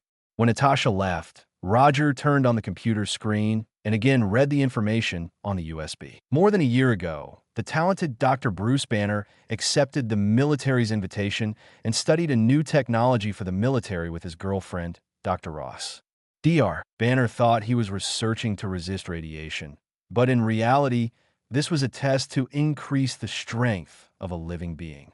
Simply put, it was an experiment to create a super soldier. But Dr. Banner did not know this, and he was full of confidence in his research, so he conducted a human experiment on himself. As a result, a green monster was born. Roger did not find any significant difference in comparing the birth process of the Hulk in his memory and the information recorded by SHIELD. The information that SHIELD gave this time was complete. It seemed that there was still some sincerity in Roger's memory. Dr. Banner finally found in Brazil, but he did not know where the specific place was. From the current information, SHIELD did not know the specific location of Dr. Banner. Otherwise, they did not need to go to Roger's door and hand the commission to him. Of course, it could not be ruled out that SHIELD had already found Dr. Bernard. Maybe they could not bring him back. However, no matter what the situation was, he did not mind handing Dr. Banner to SHIELD a whole 100 ninja coins. To him, this temptation was even more significant than $1 billion. The reward of the commission given by the system was indeed very tempting, but this also meant that, in the system's judgment, this was a challenging task. Not long after Natasha left, SHIELD's courier sent a document over. After putting down the document, The courier left the office at full speed, as if this was a battlefield where he could lose his life at any time. If Roger was present, he might be able to recognize that the courier who sent the document this time was the one who sent the bomb last time. After taking the document from Erica, Roger began to read it seriously. Just as he guessed, not only did S.H.I.E.L.D. not know the specific whereabouts of Dr. Bernard, even the information in their hands was secondhand. At the end of the document, S.H.I.E.L.D. wrote a warm note. Information about Dr. Bruce Banner came from General Ross, the United States Army Air Force. The relationship between S.H.I.E.L.D. and the United States Army had never been good. D did not like the barbaric work of the United States Army, and the United States Army also hated S.H.I.E.L.D.'s misbehavior. If General Ross knew that his confidential documents had appeared in S.H.I.E.L.D.'s database, he did not know if he would not be able to resist visiting Nick Fury personally. Several months ago, General Ross had lost track of Dr. Banner. Now, he was searching the world for Dr. Banner. Just as Roger was considering whether he should go to Brazil now, he received a transfer message on his phone. The transfer amount was precisely $100 million. This efficiency is not bad. I like it. After glancing at the information on the phone screen, Roger returned to the document. He was currently considering a problem. Would he die on the spot if he took a punch from the Hulk? After careful calculations, he concluded that his survival chance was not very good. If the angry Hulk hit him, then the possibility of him dying on the spot was only 50%. The possibility of dying on the spot was 50, and the chance of dying in pain after persisting for some time was 40. Only 10 of the case was where he was seriously injured or lightly injured. General Blonsky casually gets kicked by the Hulk and has his whole body fractured, although this guy recovered later. In the end, he became the Abomination. However, Roger could roughly infer what he might have felt in his body. Although his current body had been strengthened by chakra, it was estimated to be similar to the Brown, who had a strengthening potion. From this perspective, the difficulty of this commission was indeed very high. However, if one looked at it from another perspective, the difficulty of the commission might not be that high. Only by being hit would one be injured, and if one were not hit, one would not be harmed. It seemed very difficult to fight without injuries. But this was not impossible for Roger, who had Flying Thunder God technique. Chapter 59, Vibranium's gear. In addition to fighting without injuries, Roger had another backup plan. It was just that this plan would cause extremely massive side effects, so he did not take this as the first choice. Using Een release against Hulk, he would wait until he was exhausted before coming out to subdue him. In his anger, Hulk himself did not have much rationality, which meant that when he used Een release, the effect would be unexpectedly good. The only problem he had to consider was how much damage the irrational Hulk would cause. If it were in the wilderness, Roger wouldn't mind doing this. But if he did this in a city with a dense population, it was equivalent to detonating a sizable nuclear bomb in the town. Unless the anti-Hulk armor is used to confront the Hulk head-on, exhausting his strength and preventing him from expanding the damage should also be a priority. Or like some crazy titan, he used a set of overbearing military boxing to hit Hulk in the face directly. After thinking about it, Roger still decided to use the method he was better at to deal with Hulk. Hulk's strength, endurance, and defense were all top-notch, but his speed was not very fast, and he could not fly. Although Roger could not fly now, it was not impossible for him to fly. He would never forget that he had steel armor worth hundreds of millions in Tony's mansion. He wondered what it felt like to use ninjutsu on Mark III. Would he become a science and technology ninja? Just as Roger was lost in his thoughts, the office door was pushed open, and someone who looked significantly different from an average person walked in. "Hello, how can I help you?" As an assistant, Erica stood up and asked about the visitor. However, Roger's voice came from the office before the visitor could speak. "Let him in." This visitor was none other than Frank the Punisher, who he had sent to Wakanda half a month ago. After entering Roger's office, the Punisher put the huge bag on the ground and said, "This is vibranium. I brought it back." After that, the Punisher opened the huge bag that was big enough to fit a curled-up adult. What was in the bag was a pile of black, or that emitted a dark blue light. Even those who did not know vibranium would know that these ores were not ordinary after seeing these strange ores. I did not find heart-shaped herb. After I snatched these vibranium, I was targeted by the Black Panther, King of Wakanda. His combat ability is excellent, and the combat suit on his body also has an outstanding defensive ability. He led a team to hunt me down. I had no choice but to give up on finding heart-shaped herb and leave Wakanda with these vibranium ores. The Punisher briefly recounted his encounter with Wakanda. "All right, thank you for your hard work. You should rest for a while first. I will look for you when I need you." The Punisher nodded silently and left Roger's office. After the Punisher left, Roger took out his phone from the drawer and dialed a number. Since he had obtained the vibranium ore, he naturally had to find someone who could turn the ore into a weapon. And he just happened to know such a person. After some simple communication, Roger happily agreed with the person on the other side of the line. After hanging up the phone, he picked up the bag, at least 30 to 40 kilograms on the ground, and disappeared. In the blink of an eye, he came to a garage full of luxury cars and placed the bag on a metal workbench. "I hope these things are really as good as you say." After saying that, Tony directly came to the side of the workbench and opened the bag. Looking at the black, or that emits a dark blue light in front of him, Tony's face revealed a curious expression that he had not seen for a long time. These things are called vibranium. After the high temperature melts, they will be reforged and become indestructible. Of course, this is only the simplest way to use it. Vibranium's molecular structure is exceptional. This allows it to have an unparalleled defensive ability. Moreover, its molecules are relatively static, so they can hardly conduct heat and kinetic energy. However, it can absorb heat, energy, and kinetic energy. After fusing with other metals, vibranium's hardness will improve further. But I don't know exactly what kind of metal it is and how it is fused. Although this thing does not conduct heat and kinetic energy, as far as I know, through some technique, it can release the energy stored in the surface in one go. In this regard, you are an expert, so I believe you have a way to figure out how to release the energy inside. After listening to Roger's explanation, Tony frowned slightly and said, "The things you said reminded me of a shield my father had accidentally created. I believe you can surpass your father and create a better one." After speaking, Roger picked up a tablet and quickly drew on it. Not long after, 3 different shapes with specific data appeared on the tablet screen. "I want 10 of this trident-style kunai, and I have only one requirement. They are hard enough. This blade is a straight katana.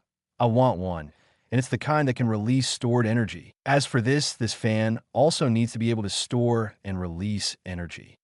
The fan Roger was talking about was drawn according to the appearance of the Uchiha fan, and even the 6 magatamas on the top were also drawn in detail by him. "Kunai and katana. Try to make them as sharp as possible for me. Of course, also ensure that hard enough. As for the fan, as long as it is hard enough and can release energy, it will be fine." Ku-Wu was drawn according to Flying Thunder God technique Ku-Wu's appearance, and a straight katana was drawn according to Sasuke and Sword of Kusanagi. "Why do you want such a big fan? And this shape is not suitable for fighting, right?" Tony was not surprised that Roger wanted the katana. However, he could not understand why Roger wanted a gourd-shaped fan almost as tall as a person. No matter from which angle one looked at it, this fan did not match the standard of battle equipment. It would hinder the user even if it were used as a shield. You won't understand. You just need to believe me. If not for the fact that ninja coins weren't enough, Roger wouldn't have needed Tony to create an Uchiha fan. Although the original Uchiha fan was made of wood, it wasn't ordinary wood, but a part of the divine tree. Not to mention that the original Uchiha fan could also absorb the opponent's attack and convert it into wind attribute chakra to rebound back. Even the tailed beast attack could rebound back. Chapter 60, Uninvited Guest from Afar. After explaining his needs, Roger used Flying Thunder God technique and returned to the office. With Tony's ability, it was only a matter of time before he could figure out how to use vibranium. After all, he was a top genius that could even create a space-time locator in a short time. Vibranium's method of forging be a problem for others, but it definitely would not become a problem for Tony. The only thing Roger needed to care about right now was how long it would take for Tony to get the weapons he needed. If Tony could give these weapons to him before Hulk appeared, then he wouldn't mind competing with Hulk at close range. Although Vibranium's version of the Uchiha fan couldn't be the same as the original one, no matter what, Vibranium still made it. So it wouldn't be a problem for him to block Hulk's fist. After returning to the office, Roger turned on his computer and carefully browsed through the information on his girlfriend, Dr. Ross. No one knew where Dr. Banner was now. Even a professional organization like SHL did not know. Logically speaking, a physicist couldn't hide so cleanly. However, not only did Dr. Banner do it, he did it well. Whether it was SHIL or the military, they could only wait for Dr. Banner to make a mistake and expose his whereabouts. In searching for Banner, SHIELD and the military were clear that conventional methods had no meaning.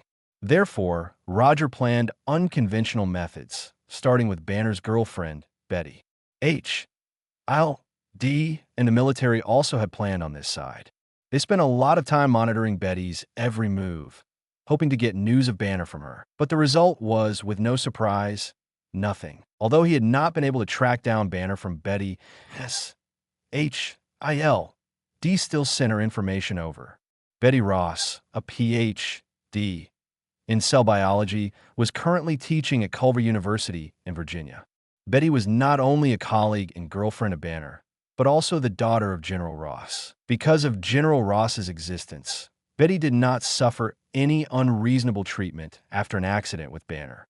The Culver University, where Betty was located, was 600 to 700 kilometers away from New York, and Roger did not leave any Flying Thunder Gods formula in Virginia. To save his time, and mainly to be lazy, he planned to use a more convenient way to get there. Bang! With a thought, a shadow clone technique who looked like him appeared in front of him. Go to Culver University in Virginia and leave Flying Thunder Gods formula in the school. After you do this, you can voluntarily depawn. Rather than wasting his time, it would be better to waste Shadow Clone Technique's time. Anyway, Shadow Clone Technique would not have any objections to this. After receiving the order, Shadow Clone Technique did not hesitate and immediately jumped out of the office window. As for how Shadow Clone Technique would go over, Roger did not mind. Driving was fine, taking a plane was fine, as long as he could go to Culver. However, not long after his Shadow Clone Technique left, he received a message that Shadow Clone Technique had disappeared. This through Shadow Clone Technique's feedback. He saw a man wearing a Black Panther suit and 2 black women holding Vibranium's spear. The Punisher didn't get rid of Wakanda's pursuer. Roger initially thought that the Punisher had escaped from Wakanda's pursuit, so he could return to New York smoothly. But from the current situation, the Punisher did not completely get rid of Wakanda's pursuit. He was only a little ahead of them. Roger took Vibranium's or to Tony's mansion. However, he only stayed in Tony's mansion for less than 10 minutes. In less than 10 minutes, Wakanda's men arrived near his office and ambushed one of his men, Shadow Clone Technique. Judging from the decisiveness of Black Panther and the 2 black female warriors, they had determined the relationship between the Punisher and Roger, which was why they acted so decisively. The Punisher didn't carry out his mission very well this time. After silently cursing in his heart, Roger went to the window and jumped out. Since others had come to visit him, he wouldn't be able to go if he didn't go out to greet them. Your Majesty, this guy is not a human. After killing Roger through a sneak attack, a black female warrior turned around and said to the Black Panther behind her. The current Black Panther was not the one who would participate in the civil war of the new Federation in the future, but his father, Chaka. Although he was already in his 50s because of heart-shaped herb, he still retained the strength of his middle-aged age, possessing extraordinary strength and speed. Because of this, he led the royal guards to pursue the Punisher and chased him from Wakanda to New York. The reason why the Punisher was able to return to New York under his pursuit smoothly was also the result of his deliberate indulgence. It was tough to kill the Punisher, who possessed the body of Edo Tensei. Still, for Wakanda, which had super high technology, it was not impossible to catch him before the Punisher returned to New York. He allowed the Punisher to return to New York smoothly and handed over vibraniums or to Roger, because he wanted to use the Punisher and Roger to find Ulysses Clow. The latter had once stolen a large amount of vibranium from Wakanda. However, T'Chaka would never have thought that this matter had nothing to do with Ulysses Clow. Moreover, the vibranium that the Punisher had snatched away was immediately sent to Tony's garage by Roger. Wakanda's king personally brought the royal guards to the door. "This is really my honor." Just as Chaka was about to remove the helmet from the Black Panther's armor, Roger's voice rang out not far behind him. Without hesitation, the current Black Panther Chaka immediately turned around and prepared to attack any time. Because of the Black Panther armor, he did not consider defense at all. In his memory, the Black Panther battle armor represented indestructibility. The Black Panther battle uniform made by vibranium was indeed worthy of the word indestructible. But this did not mean that with the Black Panther battle uniform on his body, he would not be harmed in any way. The moment he turned around, he saw a pair of blood-red eyes.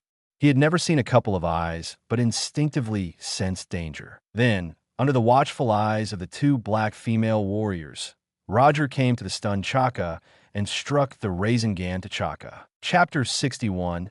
Chaka, king of Wakanda. Roger had always wanted to know what kind of experience it was for Rasengan to hit vibranium. He had initially thought that he would have to wait until Tony made vibranium's version of the Uchiha fan before he would know the answer. But he did not expect an even more suitable target that had come to his doorstep. With the Black Panther armor and the body that heart-shaped herb had strengthened, Black Panther Chaka was the second most suitable target for testing. As for the most suitable target, of course, it was the next Black Panther, Chala. Although heart-shaped herb had strengthened him, the current Chaka was in his 50s and was not in his peak state. However, Roger did not mind this. It was already good to have a test target that came to his doorstep on his initiative. What more could he ask for? Although the royal female warriors next to Chaka wanted to stop Roger, they couldn't keep up with Roger's speed. They could only watch as Roger hit Rasengan on Chaka. When Rasengan touched the Black Panther armor, Roger could immediately notice the difference between vibranium and ordinary metal. The energy was absorbed. Although chakra was unique energy that Roger only owned, chakra was also a type of energy. After Rasengan, an energy ball made of chakra came into contact with the Black Panther armor. His power was inevitably absorbed. However, this did not mean that Rasengan had no way to hurt Chaka, who was in the Black Panther armor.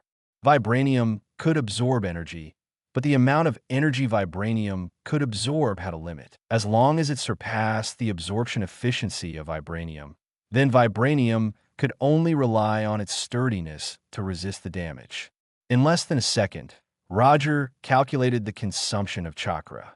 After that, he increased the output of the chakra.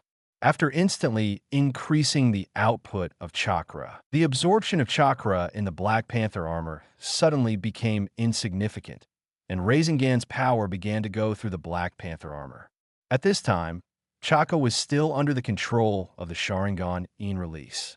He stood still like a puppet and ultimately suffered the damage of Rasengan. With the protection of the Black Panther armor, although Chaka would not be twisted and torn apart by Rasengan like ordinary people, the impact force of Rasengan's body still sent him flying, tumbling for dozens of meters. The intense pain allowed Chaka to get rid of the influence of the Sharingan in release. To be precise, it was Roger who stopped his in release. At this time, he did not have time to make any movements. His whole body heavily slammed into the outer wall of the house, blasting a big hole in the house's exterior wall. Although he sent Chaka flying, Roger was evident that this time, Rasengan would not cause too much harm to Chaka. Rasengan was just a pure chakra ball, and he wouldn't directly attack the human cells like wind release, Rasen Shuriken. With the protection of the Black Panther armor, Rasengan's distortion and impact force were mainly dissolved. As for the remaining small part, Chaka could entirely rely on his own body to resist it. Just as Roger predicted, Chaka walked out of the hole in the wall in a few seconds. Apart from the Black Panther battle armor on his body that was covered with some dust, Chaka did not look any different from before.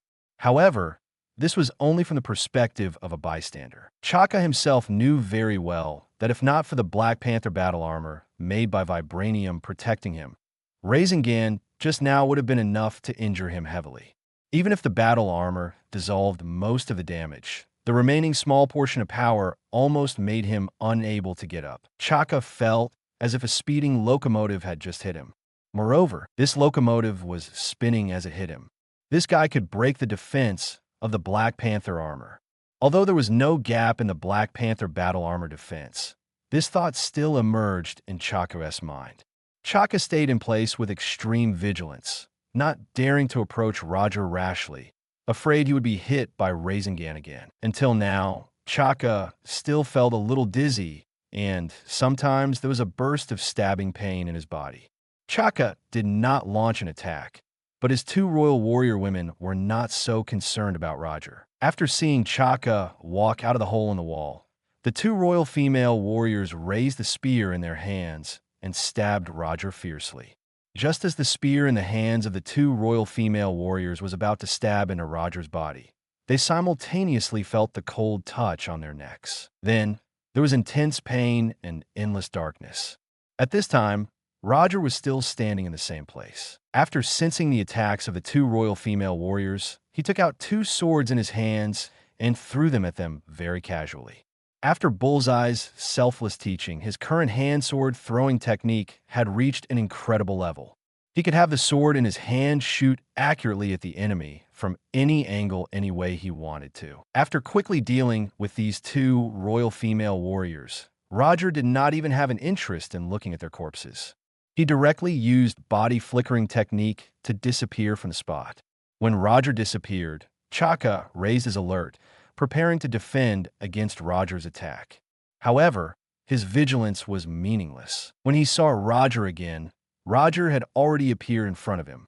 Moreover, there was a Reencarnacion several times larger than the previous one in his right hand. Boom! Before he could do anything to defend himself, Chaka was once again sent flying by Reencarnacion. This time, he smashed through the wall. He also passed through the entire house and flew out from the other side. He was sent flying again by Reencarnacion, which was several times bigger. Even with the Black Panther armor's protection, Chaka was seriously injured. He involuntarily spat a mouthful of fresh blood into the armor helmet. Vibranium was very sturdy, but it did not mean it could not be destroyed. Since the future of a certain Mad Titan can use a double-edged sword to cut through the shield of Captain America, today's version of Roger could use Reencarnacion to break the Black Panther armor on Chaka. Roger is not the Mad Titan, but the Black Panther armor on Chaka is not the shield in the hands of Captain America either. In terms of defense, the shield in the hands of Captain America was much stronger than the Black Panther armor on Chaka. After being hit by Reencarnacion twice in a row, Chaka had no intention of staying. Before he could send a signal, a strange-looking fighter jet took the initiative to fly over and fired a few shots at Roger simultaneously. Chapter 62, Peaceful Solution. This kind of warplane, which is entirely different from its normal form and appearance and interior, is known to come from a strange country like Wakanda, which is both advanced and backward. When this strange fighter jet had just fired, Roger had already shifted his position through body flickering technique, easily avoiding the fighter jet's energy cannon attack. When Roger dodged the fighter jet attack, Chaka, who had fallen to the ground, jumped up and then ran towards the fighter jet. Want to leave? It's not that easy. Although Wakanda's strange fighter jet had locked onto his whereabouts, Roger did not take the fighter jet seriously at all. From locking on to firing, he had enough time to shift his position. After dodging the energy shells from Wakanda's fighter jet again, Roger split out one of the shadow clone techniques to pin down Wakanda's fighter jet. At the same time, he used body flickering technique to get behind Chaka. Without giving Chaka any time to react, Roger hit the third Reencarnacion on Chaka's body. Boom! Chaka, who was wearing the Black Panther battle uniform, was once again sent flying. After several houses were smashed, he finally stopped. When Chaka was sent flying, the fighter pilot realized that there were two identical Roger on the ground. Before he could react, Roger's shadow clone technique launched an attack at the fighter jet. Water release. Water gun technique. The strange liquid bullet hit the fighter jet at a speed that surpassed the speed of sound, leaving a finger-sized hole in the outer shell of the fighter jet. The outer shell of the fighter jet was not made of vibranium. After discovering this, Roger's shadow clone technique did not hesitate and used water gun technique again. However, this time, the liquid bullet did not cause any damage to the fighter. Although the outer shell of the fighter jet was not entirely made of vibranium, in those critical parts that could cause severe damage, Wakanda's engineer wisely used vibranium. After all, if the machine goes down, then it's just a bunch of scrap metal. After being attacked twice by shadow clone technique, the pilot finally reacted and pressed the firing button again. Boom! The energy shell hit shadow clone technique's position, but it did not pose any threat to shadow clone. Just as the muzzle of the aircraft began to shine, shadow clone technique left the place through body flickering technique. The energy shell only hit the ground. Although shadow clone technique had forced Roger to retreat, the pilot helplessly discovered that he had fallen into a situation where he could not advance or retreat. If he wanted to take the king off the ground, the fighter jet had to maintain a low altitude. Otherwise, it would be impossible for Chaka to enter the fighter jet. However, he would be attacked if he maintained a low altitude too long. What was even more troublesome was that from the second the fighter jet was removed from the stealth mode, the signal of the fighter jet had appeared on the radar of the U.S. military and S.H.L.D. The U.S. military and S.H.I.E.L.D. could not ignore the situation. If nothing went wrong, the U.S. military and S.H.I.E.L.'s fighter jet were already on their way out. The longer the time dragged on, the worse the situation would become. Helplessly, the fighter jet pilot had to choose a relatively extreme plan: activate all weapons and forcibly clear the area. Although this would pose a threat to the lives of the surrounding civilians, the fighter jet pilot could not think too much about it. The surrounding civilians were just a bunch of unfamiliar foreigners to him, while Chaka was his king. There was nothing wrong with sacrificing these people's lives to save Chaka. Even if he would be severely punished afterward, he did not care. Although Chaka, who was sent flying, did not know what this fighter jet pilot was thinking, he immediately reacted after seeing the weapons on the fighter jet enter a state of activation. After seeing this scene, Chaka did not hesitate at all. He immediately activated the communication device on his combat suit and ordered the pilot inside the fighter jet. Stop the attack. Stop the attack immediately. After saying that, Chaka stood up from the ground and took off the Black Panther helmet. He said to Roger, who was not far away, "This time, it was a misunderstanding. I hope that we can solve this problem in peace." After saying that, Chaka silently wiped the blood from the corner of his mouth. Things had developed to this point and had deviated entirely from his plan. According to his original plan, they should be able to capture Roger easily. Then, they would obtain information about Ulysses' Clow from Roger. Ultimately, they would bring the lead back to Wakanda with vibranium, which had been snatched away. However, he never imagined that Roger would possess strength far exceeding his imagination. In the beginning, he thought that shadow clone technique was Roger, so he attacked shadow clone technique together with the two royal female warriors. Although their sneak attack had succeeded, shadow clone technique, who had been attacked, also turned into a cloud of smoke and disappeared. As they were puzzled, Roger rushed over and took 3 hits from Reencarnacion. After being attacked by Reencarnacion 3 times in a row, he roughly guessed Roger's plan. Roger used him for some tests. It might be to test the power of the light blue energy ball, or it might be to test the defensibility of the Black Panther armor. But no matter the test, it meant that Roger had no killing intent towards him. Just as he thought of this, he saw all the weapons on the machine enter a state of activation. Thus, he had no choice but to take off his helmet and give in to avoid the situation from developing in a worse direction. After glancing at Chaka, Roger removed shadow clone technique, then said, "Tell me, how do you plan to resolve this misunderstanding peacefully? Can we talk somewhere else?" Chaka pointed to the surrounding onlookers. Although the battle between them had caused a lot of noise, what attracted the onlookers were not the battle between them, but the strange-looking Wakanda fighter jet in the air. Two people fighting is not as attractive as UFOs. Moreover, these people couldn't see the battle between Roger and Chaka. They could only hear the loud bang, see the wall broken, and realizes that one of the person fell. Drive the fighter jet away from here.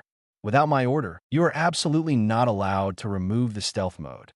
After giving the order to the fighter jet pilot, Chaka and Roger returned to the office. All right, now we can talk about your so-called peaceful solution. Leaning back on the chair, Roger said casually, "To express my apology, I will give you compensation. The specific content of the compensation is up to you. As long as I can do it, I will satisfy you." Just as Roger had expected, Chaka's so-called peaceful solution was to spend money to solve the disaster. As the king of a country, Chaka had enough confidence to say such words. However, he obviously underestimated Roger. Really? Then I want a portion of heart-shaped herb. Chapter 63, Gun by Uchiwa Chaka, was already prepared for Roger to demand an outrageous price. But after hearing Roger's words, he realized that he had still underestimated Roger. Heart-shaped herb was a magical plant that only the king or successor of Wakanda had the qualifications to consume. To Wakanda, not only was heart-shaped herb ensuring the existence of the king's power, but he was also a symbol of the king's legitimacy. Heart-shaped herb will not be handed to you. You can ask for other compensation. Chaka tried his best to control his emotions. He kept warning himself in his heart that he must not be angry. He must keep his mind at peace. It seems that Wakanda's king does not have any credibility. He just made a promise, but now he pulls it back. Wakanda can't do it. Where is their pride to pull back on such a promise before making the request? Roger knew that Chaka would never give heart-shaped herb to him. The reason why he deliberately made such a request was nothing more than to suppress Chaka's arrogance. So what if you are Wakanda's king? Even if you have the extremely rare vibranium, so what? In front of me, you better put down that so-called arrogance. To be humiliated in front of his face and by someone far younger than him was undoubtedly something even more difficult for Chaka to accept than defeat. But even so, Chaka still tried hard to control his emotions and prevent himself from doing something he shouldn't do in a moment of impulse. Before making a promise, it's best to confirm if you can do it. Otherwise, the more attractive your promise, the more humiliated you will be when you can't do it. Roger ignored Chaka, whose face was getting darker and darker. In his opinion, Chaka's face had always been like this. I wasn't thorough enough. I wonder if you can change your request now. In any case, he had already lost face to this extent, so Chaka didn't care if he didn't have any dignity anymore. He quietly asked in a soft tone, "Now, this is the attitude to resolve a misunderstanding peacefully. Seeing you're so sincere, I won't make things difficult for you. Give me 10 tons of vibranium and the information that you have developed. I will pretend that nothing happened this time." After hearing Roger's request, Chaka finally breathed a sigh of relief. Vibranium is as abundant as grass in Wakanda and was much cheaper than the heart-shaped herb. As for vibranium's information, although it could be considered precious, it was only a piece of data compared to heart-shaped herb. No problem. I will send someone to send vibranium over within a week. After reaching a consensus, Chaka left the office. Like an actual Black Panther, he disappeared from the roof of the office. It took the Punisher more than half a month to snatch away several dozen of vibranium from Wakanda. In the end, it only took Roger less than 10 minutes to get 10 tons of vibranium from Chaka, the king of Wakanda. Life was sometimes such a surprise. After Chaka left, Roger called out Shadow Clone Technique again and arranged the same task. After doing all this, he used Flying Thunder God Technique to return home, open the PS4, and played a game that he would soon clear. 4 or 5 hours later, he looked at the red and annoying character on the screen and sighed helplessly. He could have cleared the game smoothly and defeated the last boss named Sword Sage. But at that time, he received feedback from Shadow Clone Technique. In that split second of distraction, he saw the word danger that he had read countless times. Putting down the gamepad in his hand, Roger used Flying Thunder God Technique to return to the office and was ready to take the Kanai to Culver University. Just as he was about to leave, The phone he had placed on the table suddenly rang. The caller ID showed that it was a call from Tony. It couldn't have been made so quickly, right? It had only been 5 hours since he handed Vibranium over to Tony. You need to come over immediately right now. After speaking, Tony hung up the phone. In 3 seconds, Roger heard strange sound from the call's background. Without hesitation, he immediately used Flying Thunder God technique and teleported to Tony's garage. Just as his figure left the garage, a bolt of lightning as thick as an arm struck him. Boom! The light blue lightning bolt instantly passed through his position and struck the wall behind him, leaving a massive hole in the wall. Before he could figure out what was going on, the second and third lightning bolts arrived in front of him. These 2 lightning bolts are fast, but Flying Thunder God technique was even faster. Roger's figure disappeared again, and the 2 lightning bolts missed again, leaving 2 massive holes in the garage wall.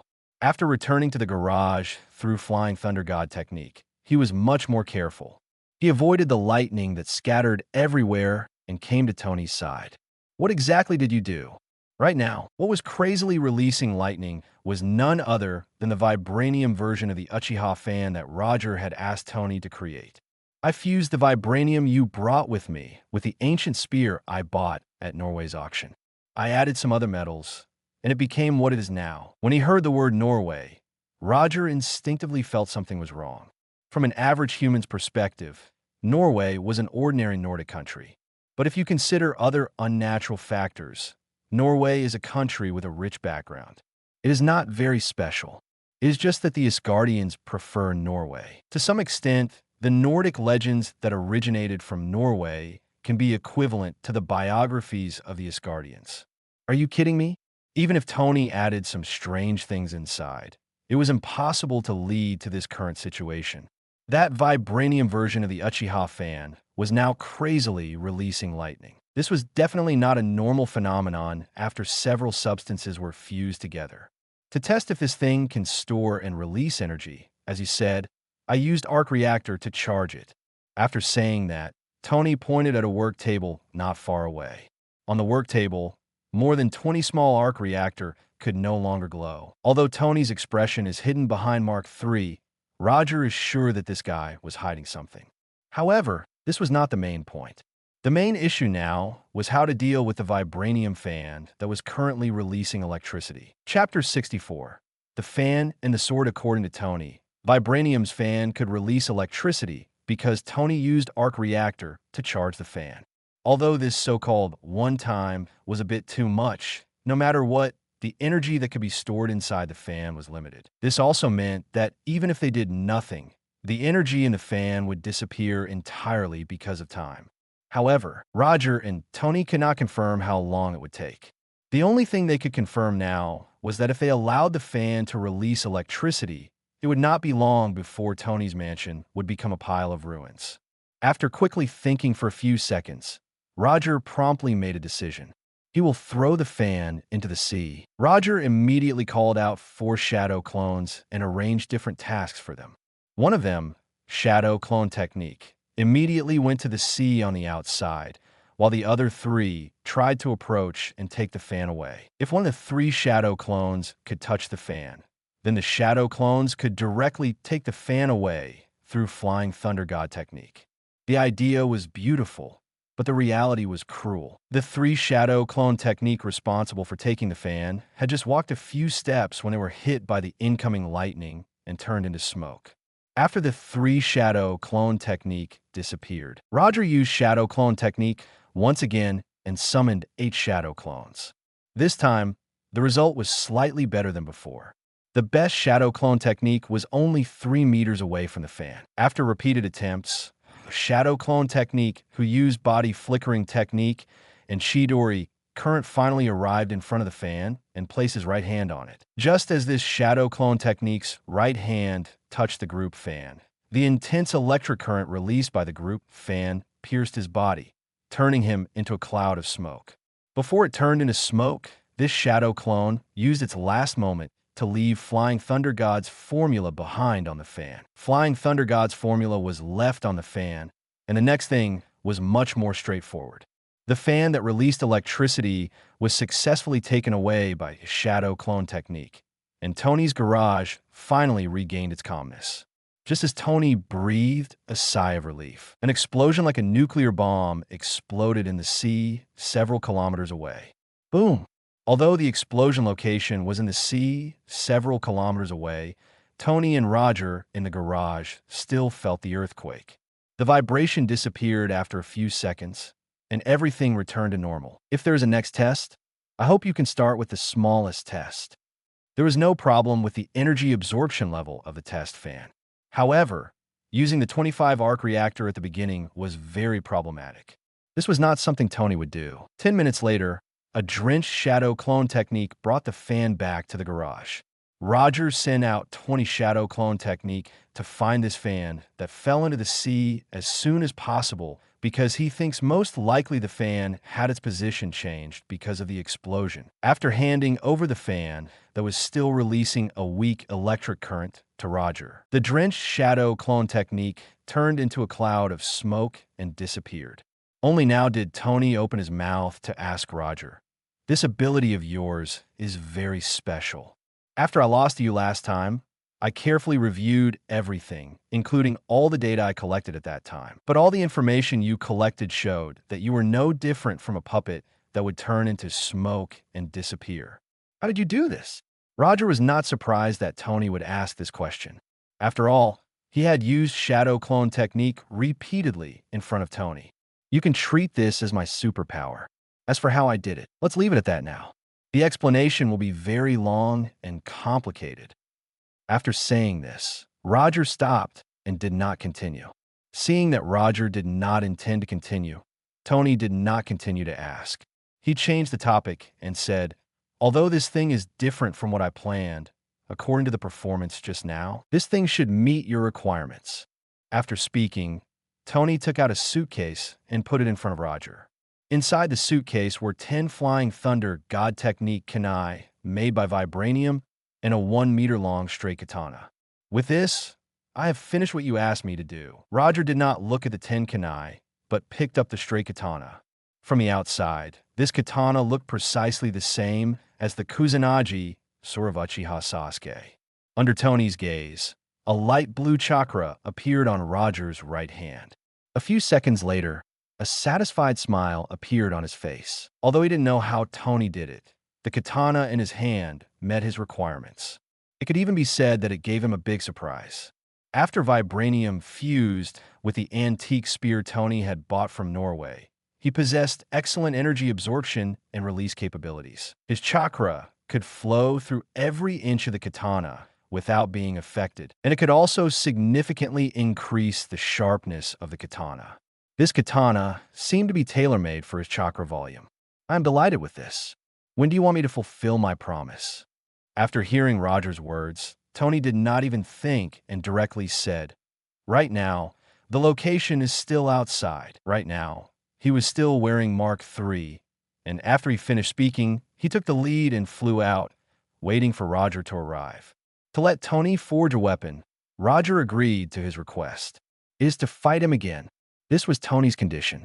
Roger was pleased to accept Tony's request. When Tony, wearing Mark III, left the garage, Roger's figure disappeared into the garage. A minute later, he returned to the garage with Tony, who was drenched. "Keep up the good work.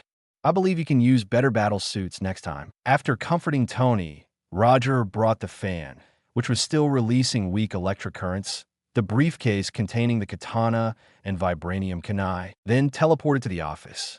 After the last failure, Tony adjusted the armor of the battle suit, allowing the battle suit to have a stronger resistance to penetration. But what he did not expect was that Roger's tactic this time was completely different from the last time. It was still the same mysterious appearance. Tony only saw Roger hit a light blue ball on the armor's chest, and then there was no more. The armor lost its power and fell into the sea. If Roger had not pulled him out later, he would probably be in eternal sleep at the bottom of the sea. After returning to the office, Roger put the box and the fan on the table, and a question popped into his mind. What kind of name should he use for the fan and the katana? Chapter 65. Perfect bait for the Hulk if a sword looked like Kusanagi sword. The sharpness was like Kusanagi sword, and it could also be used like Kusanagi sword. Then there was no problem in calling this sword Kusanagi sword. Roger quickly picked the name for the vibranium katana. Since vibranium's katana was called Kusanagi sword, then the name of vibranium's fan was obvious. The Uchiha's fan was called Gunbai Uchiwa, which symbolized the proficiency of the Uchiha clan in using fire releases ninjutsu. This fact also inspires the Uchiha clan's clan badge. Compared to fire release, Roger was more skilled in lightning release. At this time, he only had one fire release, which was the Great Fire Annihilation he had exchanged from the system.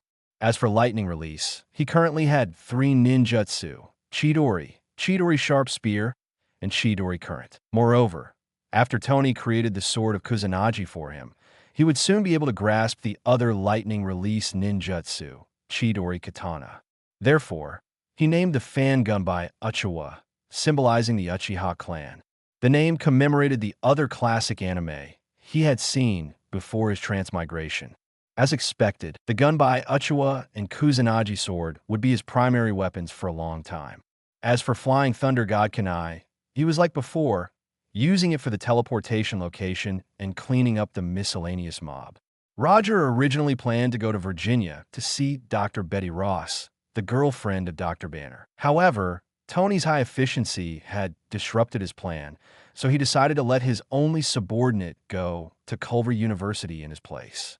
After Shadow Clone was separated, Roger took Kusanagi's sword and Thunder Fan back home, intending to cultivate Chidori Katana, who had been in his heart for a long time. With the self-taught Chidori Current's experience, self-taught Chidori Katana was not very difficult for him.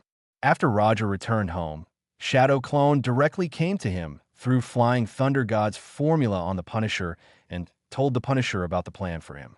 The Punisher had no objection to Roger's arrangement, although it was only a few hours ago that Roger allowed him to take a good rest. However, with his Edo Tensei, he would never feel tired, so the word rest meant nothing to him. A few minutes later, Shadow Clone left New York with the Punisher, who was ready and directly sent to Culver University in Virginia. After completing the task of sending people away, Shadow Clone took the initiative to release the ninjutsu, turned into a cloud of smoke, and disappeared in front of the Punisher. 3 days passed by in a flash. In these 3 days, Roger successfully learned Chidori Katana, allowing him to grasp this long-awaited ninjutsu. At the same time, he consumed 20 ninja coins and exchanged summoning technique from the system. The summoning technique was divided into blood summoning and non-blood summoning. Blood summoning required the user to form a blood contract with a spirit creature, and then when needed, he could use the spirit creature to summon. The crux of blood summoning was the blood contract, so when it was used, it had to use blood as a medium. This was also why, when summoning a spirit beast, it usually needed to bite its finger. Of course, not biting the finger or using the blood of other places was also fine. This was purely a personal choice. Compared to the non-blood summoning, blood summoning was much more straightforward. The blood summoning was usually used to summon ninja tools or other items. For example, the first Hokage's Rashomon and other daily ninja tools. While exchanging for summoning technique, the system conveniently gave Roger a blood contract scroll. After exchanging for summoning technique, Roger went to Tony's mansion. He threw his own Mark III and the others into the ninja scroll he had prepared earlier. Then he threw Kusanagi's sword, Gunbai Uchiwa, Flying Thunder God Technique Kunai, and the sword in his hand. Although Kusanagi's sword and Gunbai Uchiwa looked cool, they would still look ridiculous if carried around in bright daylight. So if not necessary, he would not bring Kusanagi's sword and Gunbai Uchiwa with him. After returning to the office, Erica handed a box to Roger. Inside the box was a white mask and a black robe. 3 days ago, Roger took time to come back to the office and arranged for Erica to customize a mask and robe. The appearance of the mask was basically the same as the one that Obito wore. The only difference was that the Magatama at the top of the mask was complete and did not reveal a hole. And that black robe was precisely the same as the black cloud robe of the Akatsuki organization. White Toby mask, black cloud robe, plus Kusanagi's sword and thunder fan. This was the battle image that Roger created for himself in the future. After throwing the white mask and black cloud robe into the psychic scroll, his figure disappeared from the affairs office and came to where Dr. Ross was. At this time, Culver University did not have a comm scene that a normal university should have. In the campus, police and soldiers could be seen everywhere. Roger was not surprised by this strange scene in front of him, because all of this was arranged by him.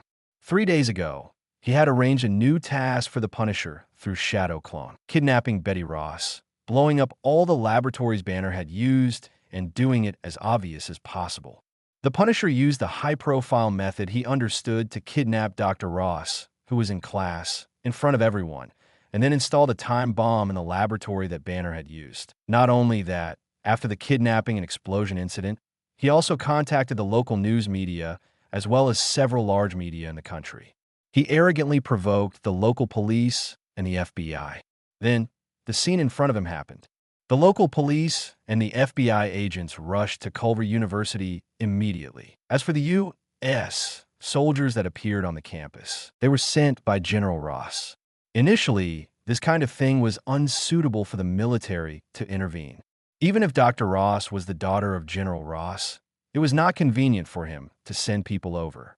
However, the Punisher gave General Ross an excellent reason to intervene. On the second day, after provoking the local police and the FBI, the Punisher contacted the media again and gave them a video recording. In the video, Dr. Ross looked normal.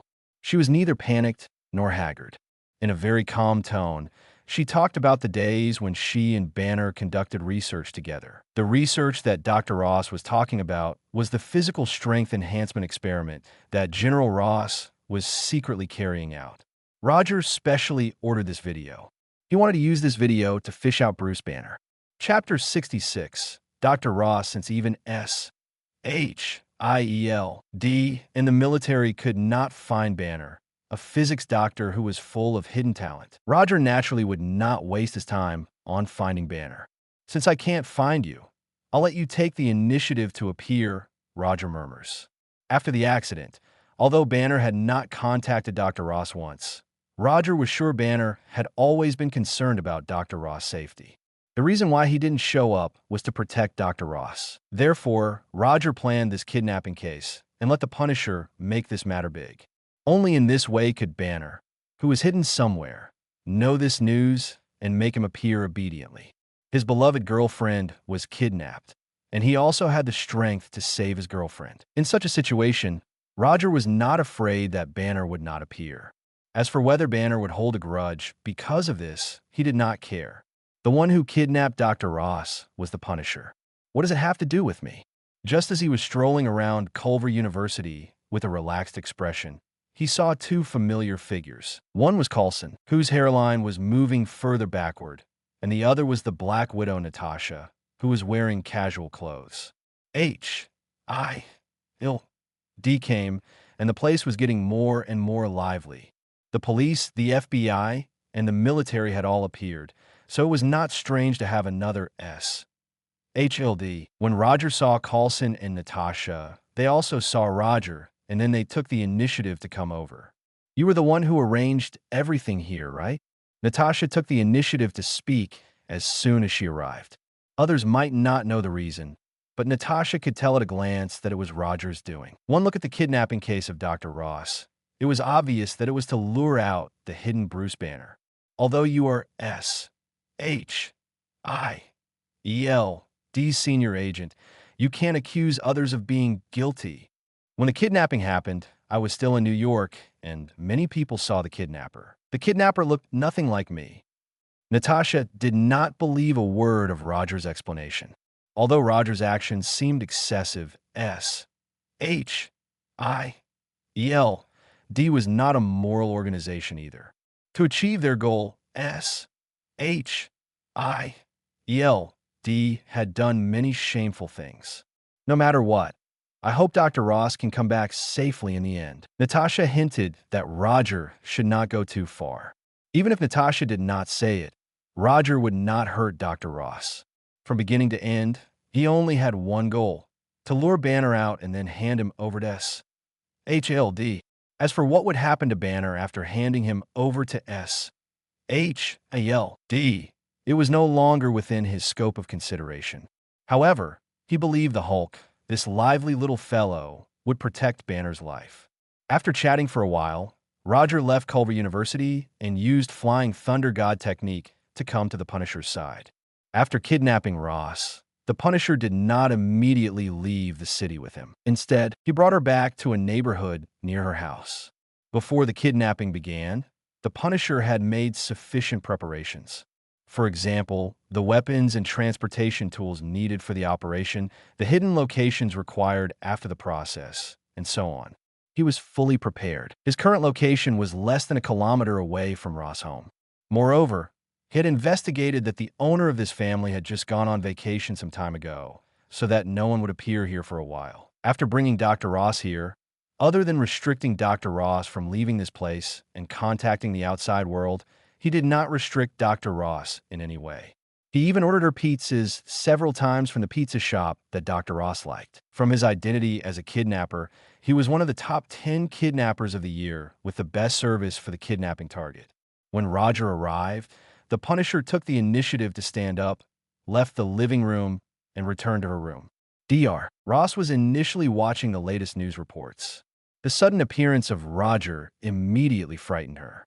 However, she quickly calmed down and looked at Roger with a calm face.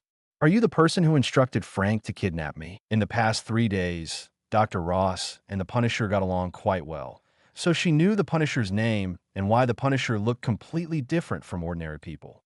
However, the Punisher was very clear about what could and could not be said. It was about Roger's identity and the real purpose of this mission. "That's right. I was the one who let Frank kidnap you." After saying that, Roger sat opposite Dr. Ross and picked up a pizza simultaneously.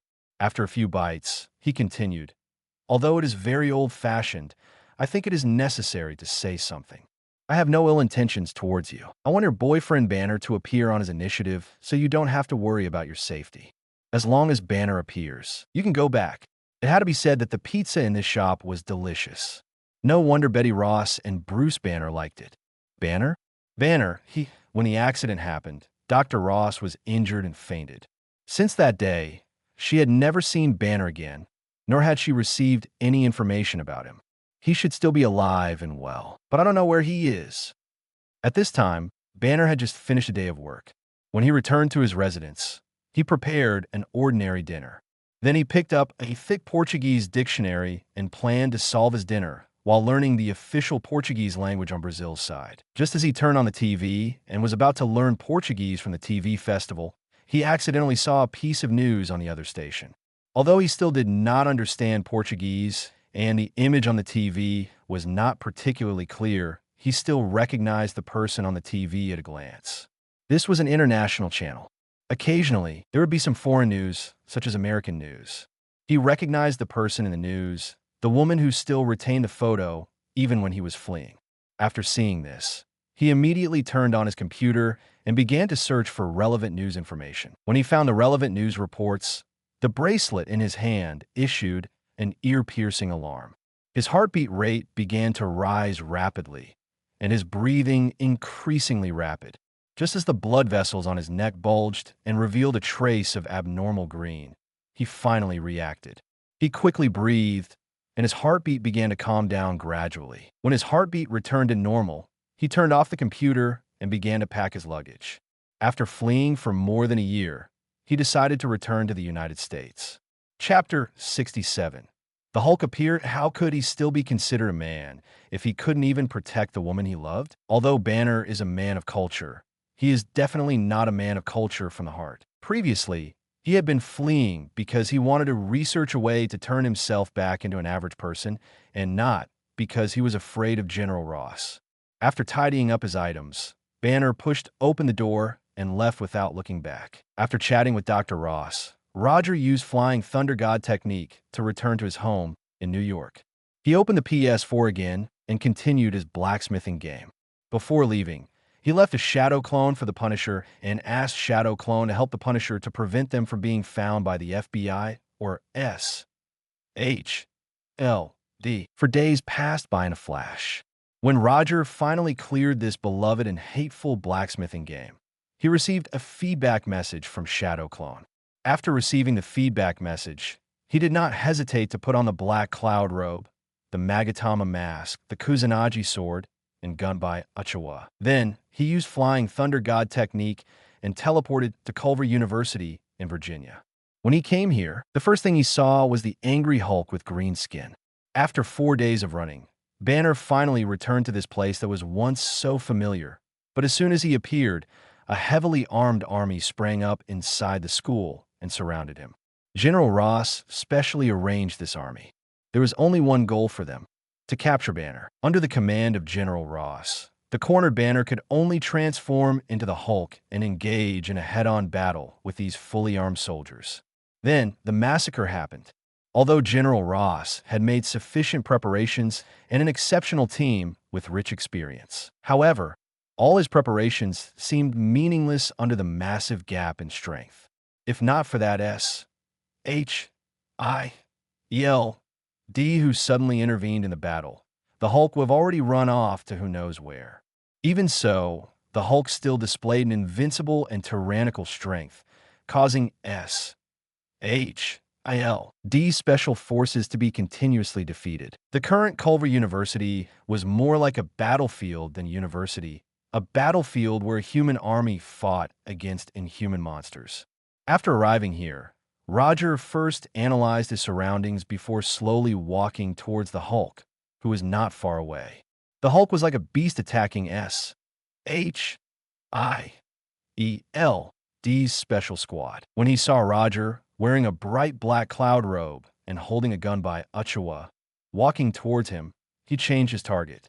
General Ross was the first person to discover Roger because he was just near Flying Thunder God's formula. Looking at Roger, who was dressed strangely and suddenly appeared like a ghost, General Ross' first reaction was that this person was the Hulk's helper. However, he quickly overruled this idea because he saw an eager fighting spirit in Roger. General Ross, who had been in the army for decades, knew what this battle intent meant. So he silently put away the weapon in his hand and watched Roger walk toward the Hulk. It only took a blink of an eye for the Hulk, who was running at full speed. When the Hulk rushed in front of Roger like an angry beast and punched him with all his strength, Roger raised a large fan in front of him.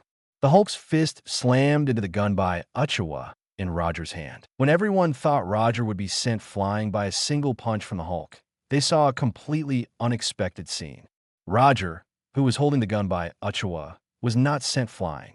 The thunder fan in his hand did not shatter, and there was no significant impact. The Hulk's punch was like hitting cotton and did not have any effect. Only Roger himself knew that the Hulk's punch still had some effect. Gun by Uchiwa did not fail to live up to his expectations. It blocked the Hulk's punch without any injuries, but the huge force still made him take a few steps back. If he had not used his chakra in time to increase his strength, the Hulk's punch would have pushed him 5 or 6 meters away. Looking at this somewhat illogical scene in front of him, Ross and S.H.I.E.L.D's agents revealed shocked expressions. They might not know how powerful the Hulk was, but they were sure that the Hulk's strength was not something a human could withstand. The Hulk was an existence that could even throw a military Hummer around like a toy ball. Even if his punch did not use his full strength, it was enough to destroy anything in front of him. Although they found it hard to believe, they had to admit that this strange fellow wearing a white mask and black robe had blocked the Hulk's punch. If my subordinates also have this kind of strength, then thinking of this, the captain of SHIELD Special Forces and General Ross could not help but look at each other and regard Roger as one of the other side's people. After confirming that the Thunder Fan could block the Hulk's punch, Roger, under the mask, revealed a satisfied smile. After finding that his fist did not cause any damage to Roger, the Hulk threw a few more punches at Roger, trying to knock down the guy in strange clothes in front of him. Although the Hulk's attack speed was fast, Roger's reaction speed was faster. Gunbai Uchiwa blocked every punch that the Hulk threw. While blocking the Hulk's attack, Roger also took the time to throw a few temporary paralysis techniques at the Hulk. Just like how the Hulk's attacks did not release the power they should have, the temporary paralysis technique that Roger threw out was also ineffective without exception. To be precise, it was not ineffective. The Hulk's physical fitness was too abnormal, causing the temporary paralysis technique's effect to be infinitely close to zero. In this case, it was impossible to make up for the quality with quantity. After realizing that the temporary paralysis technique had no effect at all, Roger threw another Bringer of Darkness technique at the Hulk without any hesitation, trying to deprive the Hulk of his vision. Just like the temporary paralysis technique, Bringer of Darkness technique had no effect. When physical fitness was strengthened to a certain extent, it was enough to offset the most damaging effects. After blocking the Hulk's punches, Roger used body flickering technique to increase the distance between them, then put away the Thunder Fan and pulled out Kuzunagi's sword. Since auxiliary ninjutsu couldn't work, then directly use offensive ninjutsu. With a thought, a visible light blue lightning appeared on Kuzunagi's sword. Lightning release. Chidori Katana. Chapter 68. Kuzunagi's sword. Chidori Katana light blue lightning wrapped around Kuzunagi's sword like a lightning snake. At the same time, 1,000 bird-like chirps sounded. The chirping made the Hulk, who was already in a state of anger, even more irritated. Looking at the constantly chirping sword of Kusunagi in Roger's hand, the Hulk let out a non-human roar and then ran toward him. Although speed was not the Hulk's strong suit, it still depended on what it was compared to. Compared to his own strength and physique, his speed was not fast. But to others, the Hulk, who was running wildly, was like a heavy truck driving on an F1 race car machine. In the blink of an eye, the Hulk arrived in front of Roger and smashed his huge right fist at Roger. Regarding strength and physique, Roger was far inferior to the Hulk. But if we were comparing their speed, Roger was never afraid of anyone. Just when the Hulk's right fist was about to hit him, his eyes suddenly changed from black to blood red. Sharingan. After opening the Sharingan, he moved. Almost as if teleporting, Roger's figure instantly disappeared in front of the Hulk. At the same time, a feeling of paralysis came from the Hulk's right arm. This feeling of paralysis that could completely paralyze an ordinary person only lasted for a short 0 seconds before it completely disappeared, as if it had never appeared before. Then, after the numbness disappeared, the Hulk still felt a trace of pain from his right arm. At this time, although the Hulk was not very rational, his biological instincts still made him turn to look at his right arm. On his right arm, which was thicker than the waist of an adult man, there was a wound that was more than 10 centimeters long. Although this wound was more than 10 centimeters long, it was not deep and did not have an apparent visual on the Hulk's right arm. The person who left this scar on the Hulk was none other than Roger, who had just disappeared from his sight. Although the real version of the Kusunagi sword in Roger's hand was not exchanged from a system, its sharpness was not much better than the real sword of Kusunagi. When he self-taught Chidori Katana, he tested the sharpness of the Kusunagi sword so that he could compare it with the real Kusunagi sword later on. Even without Chidori Katana, the sword of Kusunagi could easily cut off a 3-centimeter diameter metal stick in his hand without any damage. And after adding Chidori Katana, the sharpness of the Kusunagi sword was enhanced. Not to mention cutting steel, even Flying Thunder God technique Kanai, which was entirely made of vibranium, could not block the combination of Chidori Katana and Sword of Kusunagi. It only took 2 hits for the Flying Thunder God technique Kanai, which was made of vibranium, to be completely cut into 2 pieces. However, even with such an incredible sharpness, when facing the Hulk, Kusunagi's sword imbued with Chidori Katana was still a little powerless. In that slash, just now, Roger did not hold back at all. However, the result was not as good as he had imagined. Whether it was the length or depth of the wound, the sword did not cause any noticeable damage to the Hulk. It was 10 centimeters long and 2 or 3 centimeters deep. This kind of wound might be a severe injury for ordinary people. But for the Hulk, who was about 3 to 4 meters tall and extremely strong, this injury was slightly more severe than scratched skin. Roger was very dissatisfied with his attack, while General Ross and the others, who were observing them with binoculars in the distance, could not help but swallow their saliva. They used enough weapons and equipment to fight a city, but could not leave any apparent wounds on the Hulk. But now they saw someone wounded the Hulk, although they did not see clearly how Roger launched the attack. However, they were 100% sure that the wound on the Hulk's right arm was caused by the katana in Roger's hand that was wrapped in electricity and constantly making chirping sounds. What was wrong with this world? The damage of hot weapons could not even compare to cold weapons. Was this still the world that emphasized the rules of science? Could this world still be fine?